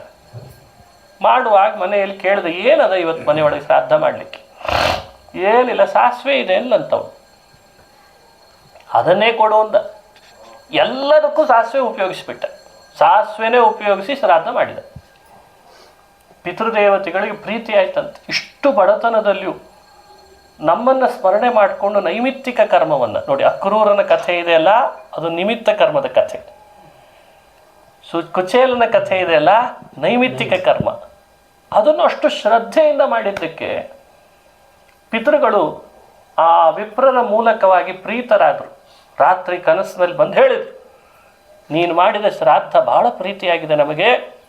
ಏನೂ ಇಲ್ಲದ ಬಡತನದಲ್ಲಿಯೂ ನಮ್ಮನ್ನು ಬೈಕೊಳ್ಳಿಲ್ಲ. ನೀನು ಶ್ರಾದ್ದ ಮಾಡಿದ್ದಿ, ನಾವೇ ಹೇಳೋಣ ಅಂತ ಅಂದ್ಕೊಂಡಿದ್ವಿ. ನೀನು ದಿನಾ ಮಲಗೋ ಕೋಣೆ ಇದೆಯಲ್ಲ, ಅದರ ಕೆಳಗಡೆನೇ ನಾವು ಒಂದಿಷ್ಟು ನಿಧಿ ಮುಚ್ಚಿಟ್ಟಿದ್ದೇವೆ, ನೀನು ಅದನ್ನು ಉಪಯೋಗಿಸ್ಕೊ ಅಂತಂದ್ರಂತೆ. ಇಷ್ಟು ಹೇಳಿದ್ದೇ ತಡ, ಆ ಮಂಚ ಎತ್ತಿಟ್ಟು ಭೂಮಿಯನ್ನು ಅಗದು ನೋಡ್ತಾನೆ, ನಿಧಿ ಇತ್ತು. ಭಾರೀ ಶ್ರೀಮಂತನಾಗ್ಬಿಟ್ಟ. ಏನು ಶ್ರೀಮಂತನಂದರೆ ಆ ಏರಿಯಾದಲ್ಲಿರೋ ಎಲ್ಲರ ಮನೆಗಿಂತ ಇವಂದೇ ದೊಡ್ಡದಾಯ್ತಂತೆ. ಎಲ್ರಿಗಿಂತ ಹೆಚ್ಚು ಶ್ರೀಮಂತನಾದ ಆ ಏರಿಯಾದಲ್ಲಿ. 1 ವರ್ಷ ಕಳೀತು. ಶ್ರೀಮಂತಿಕೆ ಇದೆ. ಹೆಂಡತಿ ಹೇಳ್ತಾಳೆ, ಇಷ್ಟು ಶ್ರೀಮಂತಿಕೆ ಕೊಟ್ಟವರು ಪಿತೃಗಳಲ್ವೇ? 1 ವರ್ಷ ಆಯಿತು ನೋಡಿ ಶ್ರಾದ್ದ ಮಾಡಿ, ಪುನಃ ಶ್ರಾದ್ದ ಬರ್ತಾ ಇದೆ. ಈ ಬಾರಿನೂ ಇನ್ನಿಷ್ಟು ಶ್ರದ್ಧೆಯಿಂದ ಮಾಡಲಿಕ್ಕೆ ಅವಕಾಶ ಕೊಟ್ಟಿದ್ದಾನೆ, ಚೆನ್ನಾಗಿ ಮಾಡೋಣ, ದ್ರವ್ಯ ಲೋಭ ಮಾಡಬಾರ್ದು. ವಿತ್ತಶಾಠ್ಯಂ ನಕಾರಯೇತಂತದೆ. ವಿತ್ತಶಾಠ್ಯ ಮಾಡೋದು ಬೇಡ ಈ ಸಲಿ, ದೇವರು ಕೊಟ್ಟ ಸಂಪತ್ತು ಅಂತಂದಾಗ ಈತನಿಗೆ ದುರ್ಬುದ್ಧಿ ಬಂದಿತ್ತು. ಶ್ರೀಮಂತಿಕೆ ಇಲ್ಲದೆ ಇದ್ದಾಗ ಚೆನ್ನಾಗೇ ಇದ್ದ, ಶ್ರೀಮಂತಿಕೆ ಬಂದಾಗ ದುರ್ಬುದ್ಧಿ. ಹೋದ ವರ್ಷ ಸಾಸಿವೆದು ಮಾಡಿದ್ವಲ್ಲ, ಅದು ನಮ್ಮನೆ ಸಂಪ್ರದಾಯ ಅಂದ. ನೋಡಿ, ಸಂಪ್ರದಾಯ ಯಾವಾಗ ಹುಟ್ಟು ಗೊತ್ತಾಯ್ತಲ್ಲ, ಅದು ಸಂಪ್ರದಾಯ ಅಂದ. ಸಾಸಿವೆ ತಗೊಂಡು ಬಾ, ಮತ್ತೆ ಅದರದಿಂದಲೇ ಎಲ್ಲ ಶ್ರಾದ್ದ ಪಿಂಡ ಪ್ರದಾನ ಅಂದ. ಪಿತೃಗಳಿಗೆ ಈ ರೀತಿ ಇವನ ಅಸಡ್ಡೆ ತೋರಿದ್ದಕ್ಕೆ ಮತ್ತೆ ಬೇಸರ ಆಯಿತು. ನಿನಗೆ ಬಡತನನೇ ಸರಿ ಅಂತ ಶಾಪ ಹಾಕಿದ. ಅವನೇ ಕುಚೇಲನಾಗಿ ಬಡವನಾಗಿದ್ದ ಅಂತ ಕಥೆ ಬರ್ತದೆ. ಹೀಗೆ ಪಿತೃಗಳನ್ನು ಪ್ರೀತಿಪಡಿಸಿದರೆ ನೈಮಿತ್ತಿಕ ಕರ್ಮ ಮಾಡಿ ಮನೆಯೇ ಬದಲಾಯಿಸಿಬಿಡ್ತಾರಂತೆ. ನಿತ್ಯ ಕರ್ಮ ಹೇಗೆ ಸಿದ್ಧಿ ಕೊಡ್ತದೆ, ನೈಮಿತ್ತಿಕ ಹೇಗೆ ಸಿದ್ಧಿ ಕೊಡ್ತದೆ, ಈ ಎರಡನ್ನೂ ಮನುಷ್ಯರಿಗೆ ತಾತ್ವಿಕವಾಗಿ ತಿಳಿಸಿ ಮೋಕ್ಷ ಬಯಸುವ ಸಾಧಕ ಇದನ್ನೆಲ್ಲ ಅವಲಂಬಿಸಿ ತಾನು ಆ ಕರ್ಮಗಳನ್ನು ಅನುಷ್ಠಾನ ಮಾಡಿ ದೇವರಿಂದ ಅನುಗ್ರಹ ಪಡೀಲಿ ಎನ್ನುವ ಕಥೆ ಭಾಗವತದಲ್ಲಿ ಬರ್ತದೆ. ಕೇವಲ ಭಕ್ತಿಗೆ ಅಂತ ಮೀಸಲು ಮಾಡಲಿಲ್ಲ, ನೈಮಿತ್ತಿಕ ಕರ್ಮವೂ ದೇವರಲ್ಲಿ ಮಾಡುವ ಭಕ್ತಿಯಲ್ಲೇ ಸೇರ್ತದೆ. ಹಾಗಾಗಿ ಕುಚೇಲನ ಕಥೆ, ಇಂಥ ಅನೇಕ ಕಥೆಗಳನ್ನು ದಶಮಸ್ಕಂಧ ಹೇಳ್ತದೆ. ಭಾಗವತ ಎಷ್ಟು ಹೇಳಿದರೂ ಕಡಿಮೆ, ಎಷ್ಟು ಕೇಳಿದರೂ ಕಡಿಮೆ. 3 ದಿನಗಳ ಕಾಲ ದಶಮಸ್ಕಂಧದ ಯಥಾಮತಿ ಅನುವಾದ, ಕೃಷ್ಣನ ಕಥೆ ಅನುವಾದವನ್ನು ಮಾಡಿದ್ದೇನೆ. ದೇವರು ಪ್ರೀತನಾಗಲಿ. ನಮ್ಮ ಜಾಲಿಹಾಳ್ ವಸಂತ ಜಾಲಿಹಾಳ್ 20 ವರ್ಷಕ್ಕಿಂತ ಹೆಚ್ಚು ನನಗೆ ಅವರ ಪರಿಚಯ, ಸಾಗರದಲ್ಲಿದ್ದಾಗಿನಿಂದ. ಆವಾಗ ರಿಟೈರ್ಡ್ ಆಗಿರಲಿಲ್ಲ ಅವರಿನ್ನು, ಆವಾಗಿನಿಂದ ಪರಿಚಯ. ಹಾಗಾಗಿ ಆ ದಂಪತಿಗಳು, ಅವರ ಮಕ್ಕಳು, ಸೊಸೆಯಂದರು, ಮೊಮ್ಮಕ್ಕಳು ಎಲ್ಲ ಆಗಿದ್ದಾರೆ. ಮೊದಲು ಇನ್ನೂ ಮಕ್ಕಳೆಲ್ಲ ಓದ್ತಿದ್ರು ಆವಾಗ. ಈಗ ಮದುವೆ ಆಗಿದೆ, ಮೊಮ್ಮಕ್ಕಳಾಗಿದ್ದಾರೆ, ಮತ್ತೆ ಮೊಮ್ಮಗು ಹುಟ್ಟಲಿಕ್ಕಿದೆ ಮುಂದೆ. ಆ ಒಂದು ನಿಮಿತ್ತ ಇಟ್ಟುಕೊಂಡು ಮನೆಯೊಳಗೆ ಭಾಗವತ ಆಗಲಿ, ದಶಮಸ್ಕಂಧ ಆಗಲಿ. ಮೊದಲು ಪ್ರವಚನ ಮಾಡಿದ್ದೇನೆ ಬೇರೆ ಬೇರೆ ಭಾಗವತಾದಿಗಳನ್ನು. ಈ ನಿಮಿತ್ತದಿಂದ ಭಾಗವತ ದಶಮಸ್ಕಂಧ ಕೃಷ್ಣನ ಕಥೆ ಆಗಲಿ ಅಂತ ಅಪೇಕ್ಷಿಸಿದರು. ಅವರ ಅರುಣ ವರುಣ ಇಬ್ಬರಿಗೂ ಒಳ್ಳೆಯ ಸಂತಾನ ಆಗಬೇಕಾದದ್ದೇ, ಉತ್ತಮವಾದ ಸಂತಾನ ಆಗಲಿ ಅಂತ ದೇವರಲ್ಲಿ ಪ್ರಾರ್ಥನೆಯನ್ನು ಮಾಡಿ, ಇಬ್ಬರು ಮಕ್ಕಳಿಗೂ ಸೊಸೆಯಂದರಿಗೂ ಅವರಿಗೆ ಹುಟ್ಟಿದ ಮಕ್ಕಳಿಗೂ ಕೂಡ ಕೃಷ್ಣನ ಅನುಗ್ರಹ ಆಗಲಿ.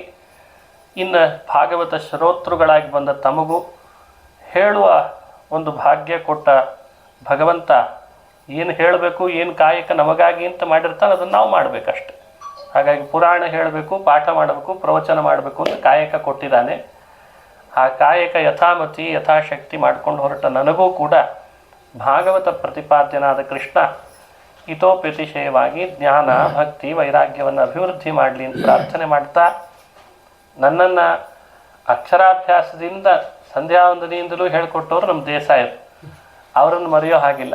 ಅವರಿಗೂ ಕೂಡ ನಾನು ನಮಸ್ಕಾರ, ಧನ್ಯವಾದಗಳನ್ನು ಸಲ್ಲಿಸಿ ಹೀಗೆ ಮತ್ತಷ್ಟು ಜ್ಞಾನ ಕಾರ್ಯ ನಮ್ಮ ಜಾಲಿಯಾಳ್ ಅವ್ರ ಮನೆಯೊಳಗೆ ಆಗಲಿ, ಬೇರೆ ಬೇರೆ ವಿದ್ವಾಂಸರು ಯತಿಗಳು ಮನೆಯೊಳಗೆ ಬರಬೇಕಾದದ್ದೇ, ಮತ್ತಷ್ಟು ಜ್ಞಾನ ಕಾರ್ಯ ಆಗಲಿ, ಅದರಿಂದ ಶ್ರೇಯಸ್ಸಾಗಲಿ ಅಂತ ಹೇಳೋ ಪ್ರಾರ್ಥಿಸಿ, ಅವರಿಗೆ 3 ದಿವಸ ಆಗ್ತಿದೆ ಆಚಾರ್ಯ, ಇನ್ನೂ 2 ದಿವಸ ಅಂತ ಅವ್ರು ಅಂದಿದ್ದಾರೆ. ನಾನು ಯಾಕೆ ಬಾಕಿ ಉಳಿಸಿದ್ದೀನಿ ಅಂದರೆ, ಮತ್ತು ಈಗಲೇ ಮುಕ್ತಾಯ ಆಗಬಾರ್ದು ಅನ್ನೋ ಕಾರಣಕ್ಕೆ ಇನ್ನು 2 ದಿವಸ ಉಳಿಸಿದ್ದೀನಿ. ಮತ್ತೆ ಭಾಗವತವನ್ನು ಖಂಡಿತ ಅವ್ರ ಮನೆಯಲ್ಲಿ ಮಾಡೇ ಮಾಡ್ತೀನಿ.